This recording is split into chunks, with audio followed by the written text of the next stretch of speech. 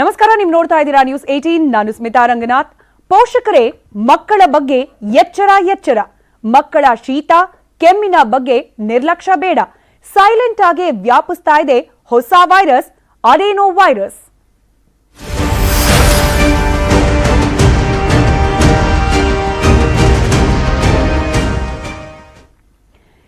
ಪೋಷಕರು ಎಚ್ಚರವಾಗಿರಲೇಬೇಕಾದ ಪ್ರಸಂಗ. ಹಾಗೆ ಈಗ ನಾವು ಪ್ರಸಾರ ಮಾಡ್ತಿರುವ ಸುದ್ದಿ, ಹಾಗೆ ಇದಕ್ಕೆ ಮುಂದುವರೆದ ಭಾಗವಾಗಿ ಮಾಡಲಿರುವ ಚರ್ಚೆಯನ್ನ ಪೋಷಕರು, ಅದರಲ್ಲೂ ಪುಟ್ಟ ಮಕ್ಕಳಿರುವಂತಹ ಮನೆಯ ಸದಸ್ಯರು ನೋಡ್ಲೇಬೇಕಾಗತ್ತೆ.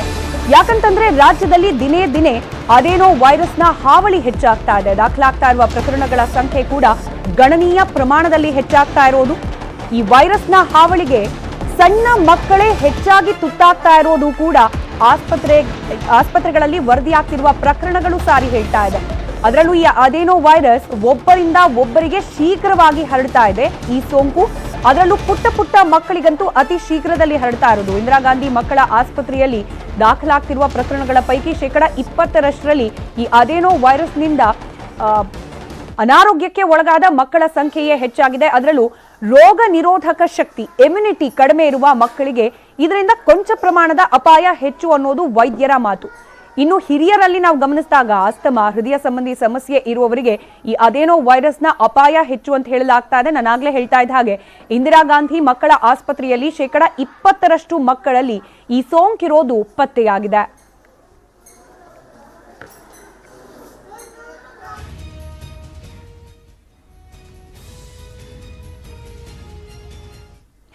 ಹಾಗಾದ್ರೆ ಈ ಅದೇನೋ ವೈರಸ್ ಅಂದ್ರೆ ಏನು, ಯಾವ ರೀತಿಯಾಗಿ ಇದು ಮನುಷ್ಯರ ದೇಹವನ್ನ ಪ್ರವೇಶ ಮಾಡುತ್ತೆ, ಪ್ರವೇಶ ಮಾಡಿದ ಮೇಲೆ ಯಾವ ರೀತಿಯಾಗಿ ಅನಾರೋಗ್ಯ ಸಮಸ್ಯೆಗಳಿಗೆ ಕಾರಣವಾಗುತ್ತೆ, ಇದನ್ನ ತಡೆಗಟ್ಟೋಕೆ ಹೇಗೆ, ತಡೆಗಟ್ಟೋಕೆ ಯಾವೆಲ್ಲ ಕ್ರಮಗಳನ್ನ ಕೈಗೊಳ್ಳಬೇಕು, ಇನ್ ಕೇಸ್ ತಡೆಗಟ್ಟೋ ಕ್ರಮಗಳನ್ನ ಕೈಗೊಂಡ ನಂತರವೂ ಕೂಡ ಸೋಂಕಿಗೆ ಒಳಗಾದ್ರೆ ಯಾವೆಲ್ಲ ರೀತಿಯ ಅನಾರೋಗ್ಯ ಸಮಸ್ಯೆಗಳು ನಮ್ಮನ್ನ ಕಾಡಬಹುದು, ಅದಕ್ಕೆ ಪರಿಹಾರ ಏನು, ಇದೆಲ್ಲದರ ಬಗ್ಗೆ ವಿಸ್ತಾರವಾಗಿ ಚರ್ಚೆಯನ್ನ ಮಾಡ್ತಾ ಹೋಗ್ತೀವಿ. ಚರ್ಚೆಯಲ್ಲಿ ನನ್ನ ಜೊತೆಯಲ್ಲಿ ಡಾಕ್ಟರ್ ಸುನಿಲ್ ಇದ್ದಾರೆ, ಸಾಂಕ್ರಾಮಿಕ ರೋಗಗಳ ತಜ್ಞರು. ಸೊ ನಮಸ್ಕಾರ, ಕಾರ್ಯಕ್ರಮಕ್ಕೆ ಸ್ವಾಗತ.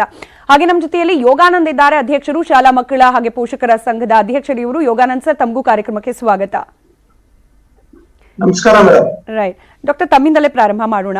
ಈ ಕೊರೋನಾ ಅಂತ ಬಂದ ಮೇಲೆ ಚಿಕ್ಕ ಪುಟ್ಟ ವೈರಸ್ ಹೆಸರು ಕೇಳಿದ್ರು ಕೂಡ ಎಲ್ಲರಿಗೂ ಒಂದ್ ರೀತಿಯ ಆತಂಕ. ಅದರಲ್ಲೂ ಮಕ್ಕಳು ಹಾಗೆ ವಯೋವೃದ್ಧರಿರೋ ಮನೆಯಲ್ಲಂತೂ ಯಾವುದೋ ಹೊಸ ವೈರಸ್ ಅಂತ ಅಂದ ತಕ್ಷಣ ನಮ್ಮನೆಗೂ ಎಲ್ಲಿ ಬಂದ್ಬಿಡುತ್ತೋ ಅನ್ನೋ ಆತಂಕ. ಈಗ ಅಡೆನೋ ವೈರಸ್, ಆತಂಕ ಪಡುವ ಅವಶ್ಯಕತೆ ಇದೆಯಾ ಅಥವಾ ಅರಿವು ಎಷ್ಟು ಮುಖ್ಯ ಇದ್ರ ಬಗ್ಗೆ ಅಂತ ಹೇಳಿ?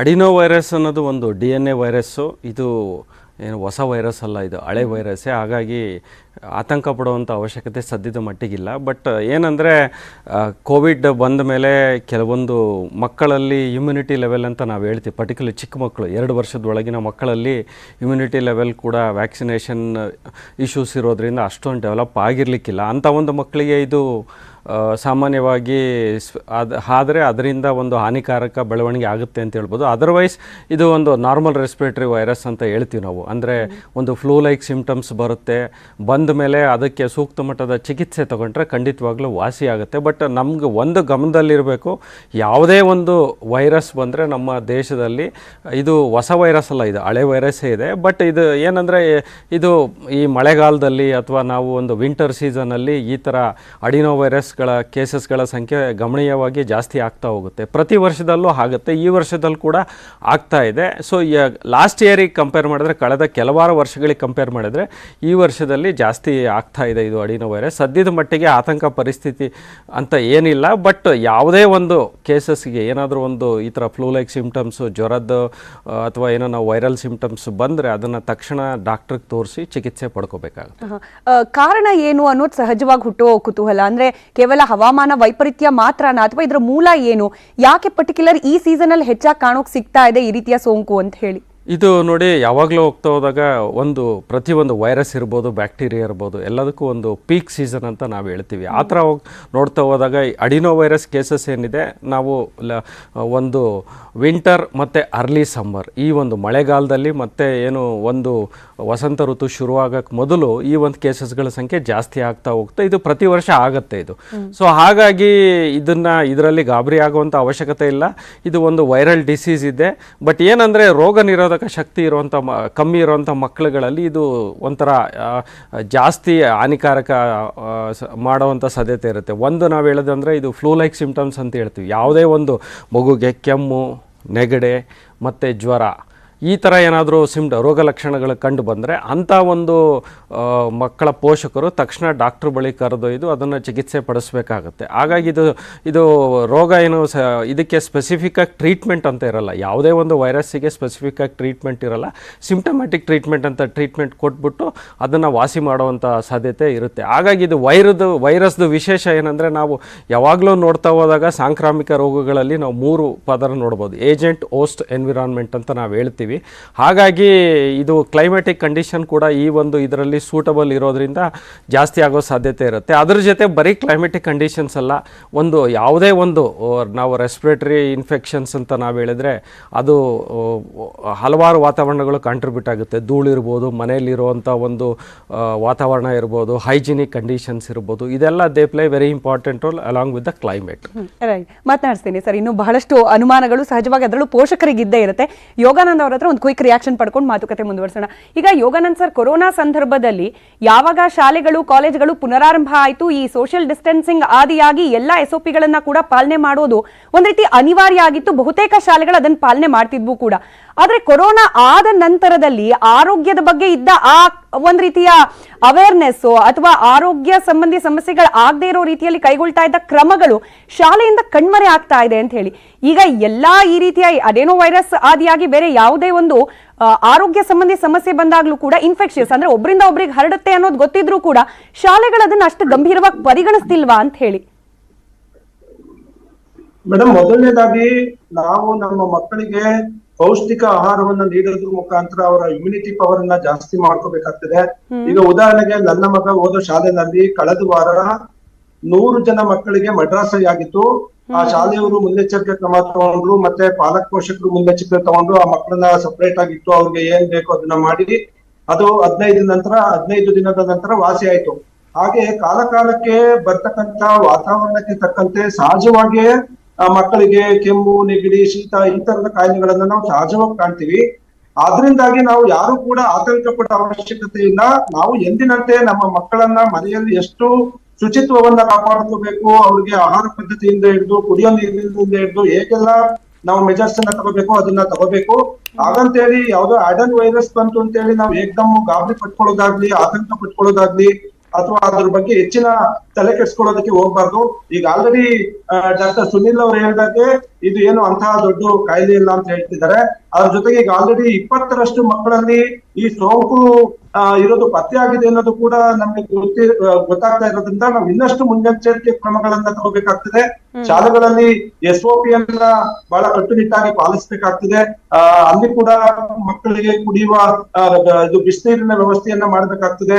ಮತ್ತೆ ಎಲ್ಲೂ ಕೂಡ ಹೊರಗಡೆ ಆಹಾರ ಪದ್ಧತಿಯಲ್ಲಿ ವ್ಯತ್ಯಾಸ ಆಗದಂಗೆ ನಮ್ಮ ಮಕ್ಕಳನ್ನ ಇಮ್ಯುನಿಟಿ ಪವರ್ ಅನ್ನ ಹೆಚ್ಚು ಮಾಡ್ಕೊಳ್ಳೋದ್ರ ಮುಖಾಂತರ ಇಂಥ ಸಣ್ಣ ಪುಟ್ಟ ಕಾಯಿಲೆಗಳಿಂದ ನಾವು ನಮ್ಮ ಮಕ್ಕಳನ್ನ ರಕ್ಷಿಸ್ಕೋಬಹುದು ಅನ್ನೋದು ನನ್ನ ಮೊದಲನೇ ಅಭಿಪ್ರಾಯ ಮೇಡಮ್. ರೈಟ್, ಮಾತನಾಡ್ತೀನಿ ಸರ್. ಡಾಕ್ಟರ್ ಹತ್ರ ಮಾತನಾಡಿ. ಡಾಕ್ಟರ್, ಇಮ್ಯುನಿಟಿ ಪವರ್ ಕಮ್ಮಿ ಇರೋ ಮಕ್ಕಳಿಗೆ ಬೇಗ ಬರುತ್ತೆ, ಅಥವಾ ಯಾರೇ ಅದು ದೊಡ್ಡವರಾದ್ರೂ ಕೂಡ ಇಮ್ಯುನಿಟಿ ಎಷ್ಟು ಕಮ್ಮಿ ಇರುತ್ತೆ ಅಷ್ಟು ನಾವು ರೋಗಗಳಿಗೆ ಆಹ್ವಾನ ಕೊಟ್ಟ ಹಾಗೆ ದೇಹ ಅಂತ ಹೇಳಿ. ಬಟ್ ಪೋಷಕರಾಗಿ ಹುಟ್ಟೋ ಸಾಮಾನ್ಯ ಪ್ರಶ್ನೆ ಅಂದ್ರೆ, ಹೇಗ್ ಗೊತ್ತಾಗಬೇಕು ನಮ್ಗೆ ನಮ್ಮ ಮಗು ಇಮ್ಯೂನ್ ಸಿಸ್ಟಮ್ ಎಷ್ಟರ ಮಟ್ಟಿಗಿದೆ ಅನ್ನೋದನ್ನ ತಿಳ್ಕೊಳ್ಳೋದು ಹೇಗೆ ಅನ್ನೋದು ಪೋಷಕರಿಗೆ ಪ್ರಶ್ನೆ, ಕುತೂಹಲ. ಏನ್ ಹೇಳ್ತೀರಿ ಇದಕ್ಕೆ? ಸಾಮಾನ್ಯವಾಗಿ ನಾವು ನೋಡ್ತಾ ಹೋದಾಗ ಸಾಮಾನ್ಯ ಮಕ್ಕಳಲ್ಲಿ ಈಗ ಇಮ್ಯುನಿಟಿ ನೋಡ್ತಾ ಹೋದಾಗ ಈಗ 2, 3, 4 ವರ್ಷ ಮಕ್ಕಳಿಗೆ ಕಂಪೇರ್ ಮಾಡಿದಾಗ ಅವರಿಗೆ ಒಂದು 9-10 ವರ್ಷ ಮಕ್ಕಳಿಗೆ ಕಂಪೇರ್ ಮಾಡಿದಾಗ ಅವರಲ್ಲಿ 9-10 ಮಕ್ಕಳು ಹೆಚ್ಚಾದಂಗೆಲ್ಲ ಇಮ್ಯುನಿಟಿ ಪವರ್ ಜಾಸ್ತಿ ಆಗ್ತಾ ಹೋಗುತ್ತೆ. ಸೊ ಹಾಗಾಗಿ ಇಮ್ಯುನಿಟಿ ಪವರ್ ಇಮ್ಯುನಿಟಿ ಯಾವ ಥರ ಇದೆ ಅಂತ ನಾವು ನೋಡ್ಲಿಕ್ಕೆ ಏನಪ್ಪ ಅಂದರೆ, ಮಕ್ಕಳಲ್ಲಿ ನಾವು ಸಾಧಾರಣವಾಗಿ ನಾವು ಡಾಕ್ಟ್ರ್ ಹತ್ರ ಹೋದಾಗ ಅವ್ರಿಗೆ ಕರೆಕ್ಟಾಗಿ ವ್ಯಾಕ್ಸಿನೇಷನ್ ಟೈಮ್ ಸರಿಯಾಗಿ ಹಾಕ್ಸ್ಬೇಕಾಗುತ್ತೆ. ಆಹಾರ ಪರ್ಟಿಕ್ಯುಲರ್ಲಿ ನ್ಯೂಟ್ರಿಷನ್ ಕರೆಕ್ಟಾಗಿ ಕೊಡಬೇಕಾಗುತ್ತೆ. ಸೊ ವ್ಯಾಕ್ಸಿನೇಷನ್ನು, ನ್ಯೂಟ್ರಿಷನ್ನು ಮತ್ತು ಅದ್ರದ್ದು ಮಗುದೊಂದು ಆ್ಯಕ್ಟಿವಿಟಿ ಎಲ್ಲ ನಾರ್ಮಲ್ ಇದ್ದರೆ ಇಮ್ಯುನಿಟಿ ನಾರ್ಮಲ್ ಇದೆ ಅಂತ ಒಂದು ಅನಿಸಿಕೆ. ಬಟ್ ಯಾವುದೇ ಒಂದು ಸಂದರ್ಭದಲ್ಲಿ ಅಕಸ್ಮಾತ್ ಏನಾದರೂ ತಮಗೆ ಬೇಕಾದ ಹೋದಾಗ ಹುಟ್ಟಿರೋ ಮಕ್ಕಳಿಗೆ 5 ವರ್ಷ, 10 ವರ್ಷ, 15 ವರ್ಷದವರೆಗೂ ವ್ಯಾಕ್ಸಿನೇಷನ್ ಆಗುವಂಥ ಸಾಧ್ಯತೆ ಇರುತ್ತೆ. ಪ್ರತಿ ಸಲ ಹೋದಾಗೂ ಕೂಡ ಡಾಕ್ಟರ್ಸ್ ಅವ್ರು ನೋಡ್ತಾ ಇರ್ತಾರೆ, ಅಂದರೆ ಮಗು ಬೆಳವಣಿಗೆ ಕರೆಕ್ಟಾಗಿ ಆಗ್ತಾ ಇದೆಯಾ, ಮಗು ಪೌಷ್ಟಿಕಾಂಶ ಆಹಾರ ತಗೊತಾ ಇದೆಯಾ, ಸೊ ತಾಯಿ ಎದೆ ಹಾಲು ಜೊತೆಗೆ ಮತ್ತೆ ಬೇರೆ ಏನು ಕೊಡ್ತಾ ಇದೀವಿ, ಇವೆಲ್ಲ ಕರೆಕ್ಟಾಗಿ ಸಾಮಾನ್ಯವಾಗಿ ಮಗುಗೆ ಏನು ಕೊಡ್ತಾರೆ ಆ ಒಂದು ಎಲ್ಲ ಒಂದು ನಾವು ಆ ವ್ಯವಸ್ಥೆನ ಸರಿಯಾಗಿಟ್ಟರೆ ಖಂಡಿತವಾಗ್ಲೂ ಇಮ್ಯುನಿಟಿ ಪವರ್ ಕರೆಕ್ಟಾಗಿರುತ್ತೆ, ಜಾಸ್ತಿ ಆಗ್ತಾ ಹೋಗುತ್ತೆ. ಸೊ ಕೆಲವೊಂದು ಮಕ್ಕಳಲ್ಲಿ ಅಂದರೆ ಒಂದು ಡಯಾಬಿಟಿಸ್ ಇರ್ಬೋದು ಅಥವಾ ಇಮ್ಯುನೋ ಕಾಂಪ್ರಮೈಸ್ ಸ್ಟೇಟಸ್ ಅಂತ ನಾವು ಹೇಳ್ತೀವಿ, ಕ್ಯಾನ್ಸರ್ ಇರ್ಬೋದು, HIV ಇರ್ಬೋದು, ಆ ಥರ ಒಂದು ಕೆಲವು ಮಾಲ್ ನ್ಯೂಟ್ರಿಷನ್ ಡಿಸೀಸಸ್ ಅಂತ ಹೇಳ್ತೀವಿ, ಆ ಥರ ಏನಾದರೂ ಕಾಯಿಲೆಗಳಿದ್ದರೆ ಅಂಥ ಒಂದು ಸಂದರ್ಭದಲ್ಲಿ ಇಮ್ಯುನಿಟಿ ಪವರ್ ಕಮ್ಮಿ ಆಗುವಂಥ ಸಾಧ್ಯತೆ ಇರುತ್ತೆ. ಅದರ್ವೈಸ್ ಸಾಮಾನ್ಯವಾಗಿ ನೋಡಿದಾಗ ಮಕ್ಕಳಲ್ಲಿ 90-95 ಮಕ್ಕಳಲ್ಲಿ ಇಮ್ಯುನಿಟಿ ಪರ್ಸೆಂಟೇಜ್ ಚೆನ್ನಾಗಿರುತ್ತೆ. ಇನ್ನು 5% ಮಕ್ಕಳಲ್ಲಿ ನಾವು ಅದನ್ನು ಗಮನಿಸ್ತಾ ಹೋಗ್ಬೇಕಾಗತ್ತೆ. ಹಾಗಾಗಿ ಮಕ್ಕಳಲ್ಲಿ ಏನೋ ಒಂದು ಪೋಷಕರು ಆತಂಕ ಪಡುವಂಥ ಅವಶ್ಯಕತೆ ಇಲ್ಲ, ಅವ್ರ ಮಗು ಕೂಡ ನಾರ್ಮಲ್ ಇದೆ ಅಂತ ಅನ್ನಿಸ್ಕೋಬೇಕು. ಆ ಥರ ಏನಾದರೂ ಹೋದಾಗ ವ್ಯಾಕ್ಸಿನೇಷನ್ಗೆ ಅಥವಾ ಮಕ್ಕಳ ಹತ್ರ ತೋರಿಸಿದಾಗ ಮಕ್ಕಳ ಡಾಕ್ಟರ್ ಖಂಡಿತವಾಗ್ಲೂ ಅವರಿಗೆ ತಿಳಿಸಿರ್ತಾರೆ ನಮ್ಮ ಮಗುಗೆ ರೋಗ ನಿರೋಧಕ ಶಕ್ತಿ ಕಮ್ಮಿ ಇರ್ಬೋದಾ ಅಥವಾ ನಾರ್ಮಲ್ ಆಗಿದೆಯಾ ಅಂತ. ಆಹಾರ ಬಹುತೇಕ ಎಲ್ಲಾ ರೋಗಗಳಿಗೆ ಪರಿಹಾರ ನಮ್ಮ ಆರೋಗ್ಯ ಪದ್ಧತಿಯಲ್ಲೇ ಇದೆ ಅಂತ ಹೇಳಿ ಬಹಳ ಹಿರಿಯರಿಂದಲೂ ಕೂಡ ಹೇಳ್ಕೊಂಡು ಬಂದಿರೋದು. ಬಟ್ ಈಗಿನ ಫುಡ್ ಸಿಸ್ಟಮ್ ಹೇಗಾಗಿದೆ ಅಂದ್ರೆ ಎಲ್ಲಾ ಸೀಸನ್ಗೂ ಎಲ್ಲ ಒಂದೇ ರೀತಿಯ ಫುಡ್ ಪ್ಯಾಟರ್ನ್ ಅನ್ನೋ ಥರದಲ್ಲಿ ಈ ಕಾಲಕ್ಕೆ ಆಹಾರ ಪದ್ಧತಿಯಲ್ಲಿ ಬದಲಾವಣೆ ಮಾಡ್ಕೊಳ್ಳೋದು ಇಂಥ ಯಾವುದೇ ವೈರಾಣುಗಳ ಸಮಸ್ಯೆಯನ್ನು ತಡೆಗಟ್ಟೋಕೆ ಎಷ್ಟು ಮುಖ್ಯ ಆಗುತ್ತೆ ಅಂತ ಹೇಳಿ. ಅಲ್ಲ, ಖಂಡಿತವಾಗ್ಲು ಈಗ ನೋಡಿ, ಈಗ ನಾವು ಚಳಿಗಾಲದಲ್ಲಿ ನಾವು ನೋಡ್ತಾ ಹೋದಾಗ, ಈ ಒಂದು ಮಳೆಗಾಲ ಅಥವಾ ಚಳಿಗಾಲದಲ್ಲಿ ನೋಡ್ತಾ ಹೋದಾಗ ಒಂದು ಏನು ತಂಪಾದ ವಾತಾವರಣಗಳು, ಕೂಲ್ ಡ್ರಿಂಕ್ಸ್ ಇರ್ಬೋದು, ಫ್ರಿಜ್ಜಲ್ಲಿ ಇಟ್ಟಿರುವಂಥ ಪದಾರ್ಥಗಳಿರ್ಬೋದು, ಅಥವಾ ಯಾವುದೇ ಥರವಾದ ಐಸ್ ಕ್ರೀಮ್ಸ್ ಇರ್ಬೋದು, ಆ ಥರ ಒಂದೆಲ್ಲ ಈ ತಂಪಾದ ಪದಾರ್ಥಗಳನ್ನ ನಾವೇನಾದರೂ ತೊಗೊಂಡ್ರೆ ಅಥವಾ ತಂಪಾದ ಆಹಾರ ಪದ್ಧತಿಯನ್ನು ತೊಗೊಂಡ್ರೆ ಅದರಿಂದ ಖಂಡಿತವಾಗ್ಲೂ ಏನು ಒಂದು ಕಾಯಿಲೆ ಬರುವಂಥ ಸಾಧ್ಯತೆಗಳು ಇರುತ್ತೆ. ಈ ಟೈಮಲ್ಲಿ ನಾವು ತಾವು ಹೇಳ್ದಂಗೆ ಬಿಸಿಯಾಗಿ ಶುಚಿರುಚಿಯಾಗಿರುವಂಥ ಆಹಾರ ಪದಾರ್ಥಗಳನ್ನ ತೊಗೊಳ್ತಾ ಹೋಗಬೇಕಾಗುತ್ತೆ. ಸಮ್ಮರಲ್ಲಿ ಕೆಲವು ಟೈಮಲ್ಲಿ ವೆದರ್ ಇಲ್ದಿರೋದು ಕಮ್ಮಿ, ವಾತಾವರಣ ತುಂಬ ಒಂಥರ ಏನು ಟೆಂಪ್ರೇಚರ್ಸ್ ಜಾಸ್ತಿ ಇರೋದ್ರಿಂದ ಆ ಒಂದು ಟೈಮಲ್ಲಿ ನಾವೇನು ಈ ಪದಾರ್ಥಗಳನ್ನ ತೊಗೋಬೋದು. ಬಟ್ ಕಾಲಕ್ಕೆ ಅನುಗುಣವಾಗಿ ಏನು ಒಂದು ಆಹಾರ ಪದ್ಧತಿಗಳನ್ನ ನಮ್ಮ ಹಿರಿಯರು ಏನು ಬಳಸ್ತಾ ಇದ್ರು ಅದನ್ನು ಬಳಸ್ತಾ ಹೋದರೆ ಅದು ಭಾಳ ಇಂಪಾರ್ಟೆಂಟ್ ಆಗುತ್ತೆ. ಅದರಿಂದ ನಮಗೆ ಒಂದು ಮಕ್ಕಳಲ್ಲಿ ಒಂದು ಆರೋಗ್ಯಕರವಾದ ಒಂದು ವಾತಾವರಣವನ್ನು ಸೃಷ್ಟಿ ಮಾಡ್ಬೋದು ಅಂತ ಹೇಳ್ಬೋದು. ಇನ್ನು coming back to adenovirus, flu ಲೈಕೆ ಇರುತ್ತೆ ಆಲ್ಮೋಸ್ಟ್ ಸಿಂಪ್ಟಮ್ಸ್ ಅಂತ ನೀವು ಹೇಳ್ತಾ ಇದ್ರಿ. ಅಂದ್ರೆ ಸಾಮಾನ್ಯ ಜ್ವರ ಬಂದಾಗ ಯಾವೆಲ್ಲ ರೀತಿಯ ಲಕ್ಷಣಗಳು ಕಾಣಿಸೋಕೆ ಸಿಗುತ್ತೆ ಅದೇ ರೀತಿ. ಬಟ್ ನಮಗೆ ವ್ಯತ್ಯಾಸ ತಿಳ್ಕೊಳ್ಳೋದು ಹೇಗೆ? ಕೇವಲ ಡಾಕ್ಟರ್ ಹತ್ರ ಹೋಗಿ ಹೆಚ್ಚಿನ ತಪಾಸಣೆಯನ್ನ ಮಾಡಿಸಿದಾಗ ಮಾತ್ರ ಗೊತ್ತಾಗುತ್ತಾ, ಅಥವಾ ಪ್ರತ್ಯೇಕವಾಗಿ ಮಾಮೂಲಿ ಜ್ವರಕ್ಕಿಂತ ಏನಾದರೂ ಭಿನ್ನವಾದ ಸಿಂಪ್ಟಮ್ಸ್ ಕಾಣ್ಲಿಕ್ಕೆ ಸಿಗುತ್ತಾ ಇದ್ರಲ್ಲಿ ಅಂತ ಹೇಳಿ? ಸಾಮಾನ್ಯವಾಗಿ ನಾವು ನೋಡ್ತಾ ಹೋದಾಗ ಡಾಕ್ಟರ್ ಹತ್ರ ಹೋದಾಗ ಪರೀಕ್ಷೆ ಮಾಡಿದ್ರೆ ಅದು ಅಡಿನೋ ವೈರಸ್ ಅಲ್ಲ ಅಂತ ಗೊತ್ತಾಗುತ್ತೆ. ಬಟ್ ಏನಂದ್ರೆ most of the common viral symptoms ಏನು ನಾವೇನು ಹೇಳ್ತೀವಿ ಫ್ಲೂ ಲೈಕ್ ಸಿಂಪ್ಟಮ್, ಈಗ ಅಡಿನೋ ವೈರಸ್ದೇ ನಾವು ನೋಡ್ತಾ ಹೋದಾಗ ಕೆಮ್ಮು, ನೆಗಡೆ, ಜ್ವರ ಇರುತ್ತೆ, ಜೊತೆಗೆ ಕಂಜಂಕ್ಟಿವೈಟಿಸ್, ರೆಡ್ ಐಸ್ ಆಗುವಂಥ ಸಾಧ್ಯತೆಗಳಿರುತ್ತೆ. ಅದ್ರ ಜೊತೆ ಕೆಲವು ಮಕ್ಕಳಿಗೆ ಕೆಲವು ಪರ್ಸೆಂಟೇಜಿಗೆ ವಾಂತಿ ಭೇದಿ ಆ ಥರ ಆಗುವಂಥ ಸಾಧ್ಯತೆಗಳಿರುತ್ತೆ.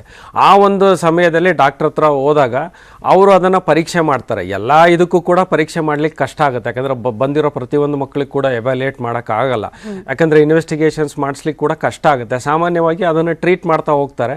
ಅದು ಟ್ರೀಟ್ಮೆಂಟಿಗೆ ರೆಸ್ಪಾಂಡ್ ಮಾಡಿದರೆ ಮತ್ತೇನು ಅವಶ್ಯಕತೆ ಇರೋದಿಲ್ಲ. ಬಟ್ ಟ್ರೀಟ್ಮೆಂಟಿಗೆ ರೆಸ್ಪಾಂಡ್ ಮಾಡಿಲ್ಲ ಅಂದರೆ ಆವಾಗ ಇದಾಗುತ್ತೆ. ಸೊ ಅಡಿನೋ ವೈರಸ್ಸಲ್ಲಿ ನಾವು ನೋಡ್ತಾ ಹೋದಾಗ ಹಾಸ್ಪಿಟಲೈಸೇಷನ್ ಸಂಖ್ಯೆ ಕಮ್ಮಿ ಇರುತ್ತೆ, ಅದೇ ಸಿವಿಯಾರಿಟಿ ಕಮ್ಮಿ ಇರುತ್ತೆ. ಬಟ್ ಈ ಒಂದು ಇದರಲ್ಲಿ ನಾವು ಟೆಸ್ಟ್ ಮಾಡಿಸಿದಾಗ ಅದು ಅಡಿನೋ ವೈರಸ್ಸಾ ಇಲ್ಲ ಅಂತೇಳಿ ನಾವು ಅದನ್ನು ನಿಖರವಾಗಿ ಕಂಡುಹಿಡಿದು ಮಾಡಬೇಕು. ಬಟ್ ಅಗೇನ್ ಇನ್ನೊಂದು ಬರುತ್ತೆ, ಇದು ಮೆಡಿಕಲಲ್ಲಿ ಆಲ್ವೇಸ್ ಚಾಲೆಂಜಿಂಗ್ ಟ್ರೀಟ್ಮೆಂಟ್. ಈಗ ಅಡಿನೋ ವೈರಸ್ ಆಗಲಿ ಬೇರೆ ವೈರಸ್ ಆಗಲಿ, I mean what is the treatment protocol? Almost it is very similar. So ಹಾಗಾಗಿ symptoms based on the symptoms doctor treat ಮಾಡ್ತಾರೆ. ಯಾಕಂದರೆ ವೈರಸ್ ಕಾಯಿಲೆಗಳಿಗೆ ಸಾಮಾನ್ಯವಾಗಿ ಭಾಳಷ್ಟು ಮಟ್ಟಿಗೆ ಒಂದು ಸ್ಪೆಸಿಫಿಕ್ ಆಗಿ ಚಿಕಿತ್ಸೆ ಅನ್ನೋದು ತುಂಬ ಕಮ್ಮಿ ಇರುವಂಥ ಸಾಧ್ಯತೆ ಇರುತ್ತೆ. ಹಾಗಾಗಿ ಅದನ್ನು ಏನು ಸಿಂಪ್ಟಮ್ಯಾಟಿಕ್ ಕೇಸಸ್ ಅಂತ ನಾವೇನು ಹೇಳ್ತೀವಿ, ಏನೇನು ರೋಗ ಲಕ್ಷಣಗಳಿರುತ್ತೆ ಅದಕ್ಕೆ ಟ್ರೀಟ್ಮೆಂಟ್. ಕೋಲ್ಡ್ ಆದರೆ ಕೋಲ್ಡಿಗೆ ರಿಲೇಟೆಡ್, ಜ್ವರ ಬಂದರೆ ಜ್ವರ, ಇದು ಕಣ್ಣು ಉರಿ ಬಂದರೆ ಕಣ್ಣಿಗೆ ಡ್ರಾಪ್ಸ್ ಹಾಕುವಂಥದ್ದು, ಹೊಟ್ಟೆ ನೋವು ಬಂದರೆ ಅದಕ್ಕೆ ಇದು ಆಗುವಂಥದ್ದು. ಸೊ ಸಿಂಪ್ಟಮ್ಯಾಟಿಕ್ ಟ್ರೀಟ್ಮೆಂಟ್ ಕೊಡ್ತಾ ಹೋಗ್ತಾರೆ. ಸೊ ಅದಕ್ಕೆ ಮಗು ಸಾಮಾನ್ಯವಾಗಿ ರೆಸ್ಪಾಂಡ್ ಆಗುತ್ತೆ. ಕೆಲವು ದಿನಗಳಿಂದ ಒಂದು ವಾರದ ಒಳಗೆ ಸಾಮಾನ್ಯವಾಗಿ ಮಗು ರಿಕವರಿ ಆಗುತ್ತೆ, ರೆಸ್ಪಾಂಡ್ ಆಗುತ್ತೆ. ಆಗಲಿಲ್ಲ ಅಂದರೆ ಇದಾಗುತ್ತೆ. ಬಟ್ ಈಗ ಬರ್ತಿರೋವಂಥ ಒಂದು ಅಡಿನೋ ವೈರಸ್ದು ಏನು ಇಂಪಾರ್ಟೆನ್ಸ್ ಏನಪ್ಪ ಅಂದರೆ ಲೆಸ್ ದೆನ್ 2 years ಮಕ್ಕಳಲ್ಲಿ ಕೇಸಸ್ಗಳ ಸಂಖ್ಯೆ ಜಾಸ್ತಿ ಆಗ್ತಾ ಹೋಗುತ್ತೆ. ಸೊ 2 ವರ್ಷದ ಮಕ್ಕಳಿಗೆ ಓಲ್ಡರ್ ಏಜ್ ಗ್ರೂಪಿಗೆ ಕಂಪೇರ್ ಮಾಡಿದರೆ ಸ್ವಲ್ಪ ಇಮ್ಯುನಿಟಿ ಕಮ್ಮಿ ಇರೋದ್ರಿಂದ, ಯಾಕಂದರೆ ಅವ್ರಿಗೆ ಕಂಪ್ಲೀಟ್ ವ್ಯಾಕ್ಸಿನೇಷನ್ ಆಗಿರಲ್ಲ, ಫುಲ್ ಡೆವಲಪ್ ಆಗಿರಲ್ಲ. ಹಾಗಾಗಿ ಅವ್ರನ್ನಲ್ಲಿ ಸ್ವಲ್ಪ ಹುಷಾರಾಗಿರ್ಬೇಕಾಗತ್ತೆ ಪೋಷಕರು. ಸರಿ, ನಮ್ಮಲ್ಲಿ ಸಾಮಾನ್ಯವಾಗಿರೋ ಒಂದು ಪ್ರಾಬ್ಲಮ್ ಅಂತಂದ್ರೆ ಯಾವುದೇ ಚಿಕ್ಕ ಪುಟ್ಟ ಆರೋಗ್ಯ ಸಂಬಂಧಿ ಸಮಸ್ಯೆ ಬಂದ್ರು ತಕ್ಷಣ ಡಾಕ್ಟರ್ ಹತ್ರ ಹೋಗಲ್ಲ, ಹೋಮ್ ರೆಮಿಡಿ ಅದಾದ್ಮೇಲೆ ಅದು. ಈ ನಿರ್ಲಕ್ಷ್ಯದಿಂದ ಏನಾದ್ರೂ ಅಪಾಯನ, ಅದಕ್ಕೆ ಉತ್ತರ ಬೇಕು, ಅದ್ರ ಜೊತೆಗೆ ತಡೆಗಟ್ಟೋಕೆ ಏನಾದ್ರೂ ಕ್ರಮಗಳಿದೆಯಾ ಅದ್ರ ಬಗ್ಗೆ? ಹಾಗೆ ಪೋಷಕರಾಗಿ, ಹಾಗೆ ಶಾಲೆ, ಈ ರೀತಿಯ ವೈರಸ್ ನಿಂದ ಬರುವಂತಹ ರೋಗಗಳ ನಿಯಂತ್ರಣಕ್ಕೆ ಶಾಲೆಯಲ್ಲಿ ಯಾವ ರೀತಿಯಾದ ಕ್ರಮಗಳನ್ನ ಕೈಗೊಳ್ಳೋ ಅನಿವಾರ್ಯತೆ ಇದೆ? ಯೋಗಾನಂದ್ ಅವರ ಹತ್ರ ಇದನ್ನ ತಿಳ್ಕೊಳ್ಳೋ ಪ್ರಯತ್ನವನ್ನ ಮಾಡ್ತಾ ಹೋಗೋಣ. ಚಿಕ್ಕ ಬ್ರೇಕ್ನ ಸಮಯ, ಬ್ರೇಕ್ನ ನಂತರ ಚರ್ಚೆ ಮುಂದುವರಿಯುತ್ತೆ.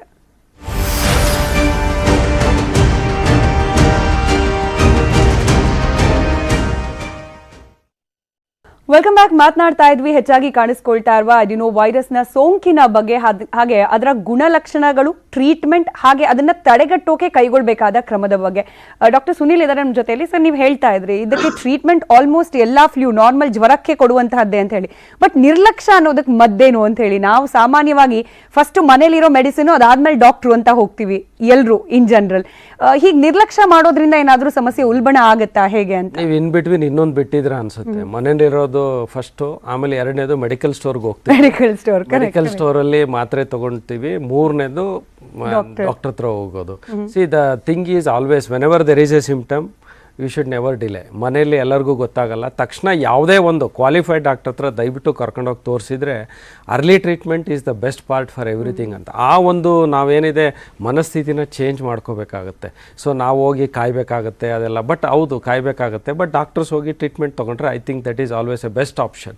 ಹಾಗಾಗಿ ಎಲ್ಲರಿಗೂ ನಾವೊಂದು ಇದರಲ್ಲಿ ಕೆಲವೊಂದು ಆಸ್ಪೆಕ್ಟಲ್ಲಿ ನಾವು ಬರೀ ಮೆಡಿಕಲ್ ಅಂತ ಹೇಳೋಕ್ಕಾಗಲ್ಲ, ನಮ್ಮ ಜನಗಳ ಬಿಹೇವಿಯರ್ ಅಂತ ನಾವು ಹೇಳ್ತೀವಿ. ಸೊ ಆ ಬಿಹೇವಿಯರ್ ಮನೆಯಲ್ಲಿ ಯಾವುದೇ, ಈಗ ನೋಡಿ ಬೇರೆ ದೇಶದಲ್ಲಿ ನೋಡ್ತಾ ಹೋದಾಗ ಯಾವುದೇ ಒಂದು ಮಾತ್ರೆಗಳು ನಿಮಗೆ ಕೌಂಟ್ರಲ್ಲಿ ಸಿಗಲ್ಲ ಎಕ್ಸೆಪ್ಟ್ ಪ್ಯಾರಾಸಿಟಮಲ್. ಸೊ ಬೇರೆ ಇದರಲ್ಲಿ ನೀವು ಮಾಡಿದ್ರೆ ಡಾಕ್ಟರ್ ಪ್ರಿಸ್ಕ್ರಿಪ್ಷನ್ ಬೇಕು, ಇಲ್ಲ ಅಂದರೆ ಮಾತ್ರೆ ಕೊಡಲ್ಲ. ಸೊ ಹಾಗಾಗಿ ಜನಗಳಲ್ಲಿ ಒಂದು ಏನೋ ನಾವೊಂದು ಸಿಸ್ಟಮ್ಸ್ನ ಕೂಡ ಚೇಂಜ್ ಮಾಡಬೇಕು. ಒಂದು ಜನಗಳಲ್ಲಿ ಅರ್ಥಕೋಬೇಕು, ನಾವು ಡಾಕ್ಟರ್ ಹತ್ರ ತೋರಿಸ್ಬೇಕು, ಮೆಡಿಕಲ್ ಸ್ಟೋರಿಗೆ ಅವಶ್ಯಕತೆ ಇಲ್ಲ. ಅಕಸ್ಮಾತ್ ಡಾಕ್ಟರ್ ಹತ್ರ ಹೋಗಿ ಬರ್ಕೊಟ್ರೆ ಮೆಡಿಕಲ್ ಸ್ಟೋರ್ಗೆ ಹೋಗ್ತೀವಿ, ಮಾತ್ರೆ ತೊಗೊತೀವಿ. ಸೊ ಹಾಗಾಗಿ ಅದನ್ನೊಂದು ಮಾಡ್ತಾ ಹೋದಾಗ ಇದಾಗೋ ಹೋಗ್ತದೆ. But at the same time ಚಿಕ್ಕ ಮಕ್ಕಳಲ್ಲಿ ಈವನ್ ಶಾಲೆಗಳದ್ದು ಕೂಡ ಇಂಪಾರ್ಟೆಂಟ್ ರೋಲ್ ಇರುತ್ತೆ. ಯಾವುದೇ ಒಂದು ಮಗುಗೆ ರೋಗ ಲಕ್ಷಣ ಬಂದಾಗ ಆ ಒಂದು ಮಗುಗೆ ಪೇರೆಂಟ್ಸಿಗೆ ಇನ್ಫಾರ್ಮ್ ಮಾಡಿಬಿಟ್ಟು ತಮ್ಮ ಮಕ್ಕಳಿಗೆ ಶಾಲೆಗೆ ಕಳಿಸುವಂಥ ಅವಶ್ಯಕತೆ ಇಲ್ಲ. ಯಾಕಂದರೆ ಆ ಮಗುಗೆ ಬಂದರೆ ಅದರಿಂದ ಬೇರೆಯವ್ರಿಗೆ ಬರುತ್ತೆ, ಆ ಮಗುವಿಗೂ ತೊಂದರೆ ಆಗುತ್ತೆ. ಸೊ ಪ್ರಾಬಬಲಿ ಅಲ್ಲಿ ಒಂದು ಪೇರೆಂಟ್ಸ್ ಆಸ್ಪೆಕ್ಟ್ ಕೂಡ ಜೊತೆಗೆ ಟೀಚರ್ಸ್ ಕೂಡ ದೇ ಪ್ಲೇ ವೆರಿ ಇಂಪಾರ್ಟೆಂಟು. ಈಗೆಲ್ಲ ನೋಡ್ತಾ ಹೋದಾಗ ಮೊದಲಿಗೆ ಕಂಪೇರ್ ಮಾಡ್ತಾ ಹೋದಾಗ ಮೆಸೇಜಸ್ಗಳು ಬರೋದು ನಾನು ನೋಡಿದ್ದೀನಿ. ಕೆಲವಾರು ಶಾಲೆಗಳಲ್ಲಿ ನಾವೊಂದು ಇದರಲ್ಲಿ ನೋಡ್ತಾ ಹೋದಾಗ ಮೆಸೇಜ್ ಬರುತ್ತೆ, ತಮ್ಮ ಮಗುಗೆ ಹುಷಾರಿಲ್ಲ ಕರ್ಕೊಂಡೋಗಿ ಅಥವಾ ಕಳಿಸ್ಬೇಡಿ ಸರಿಯಾಗಿ.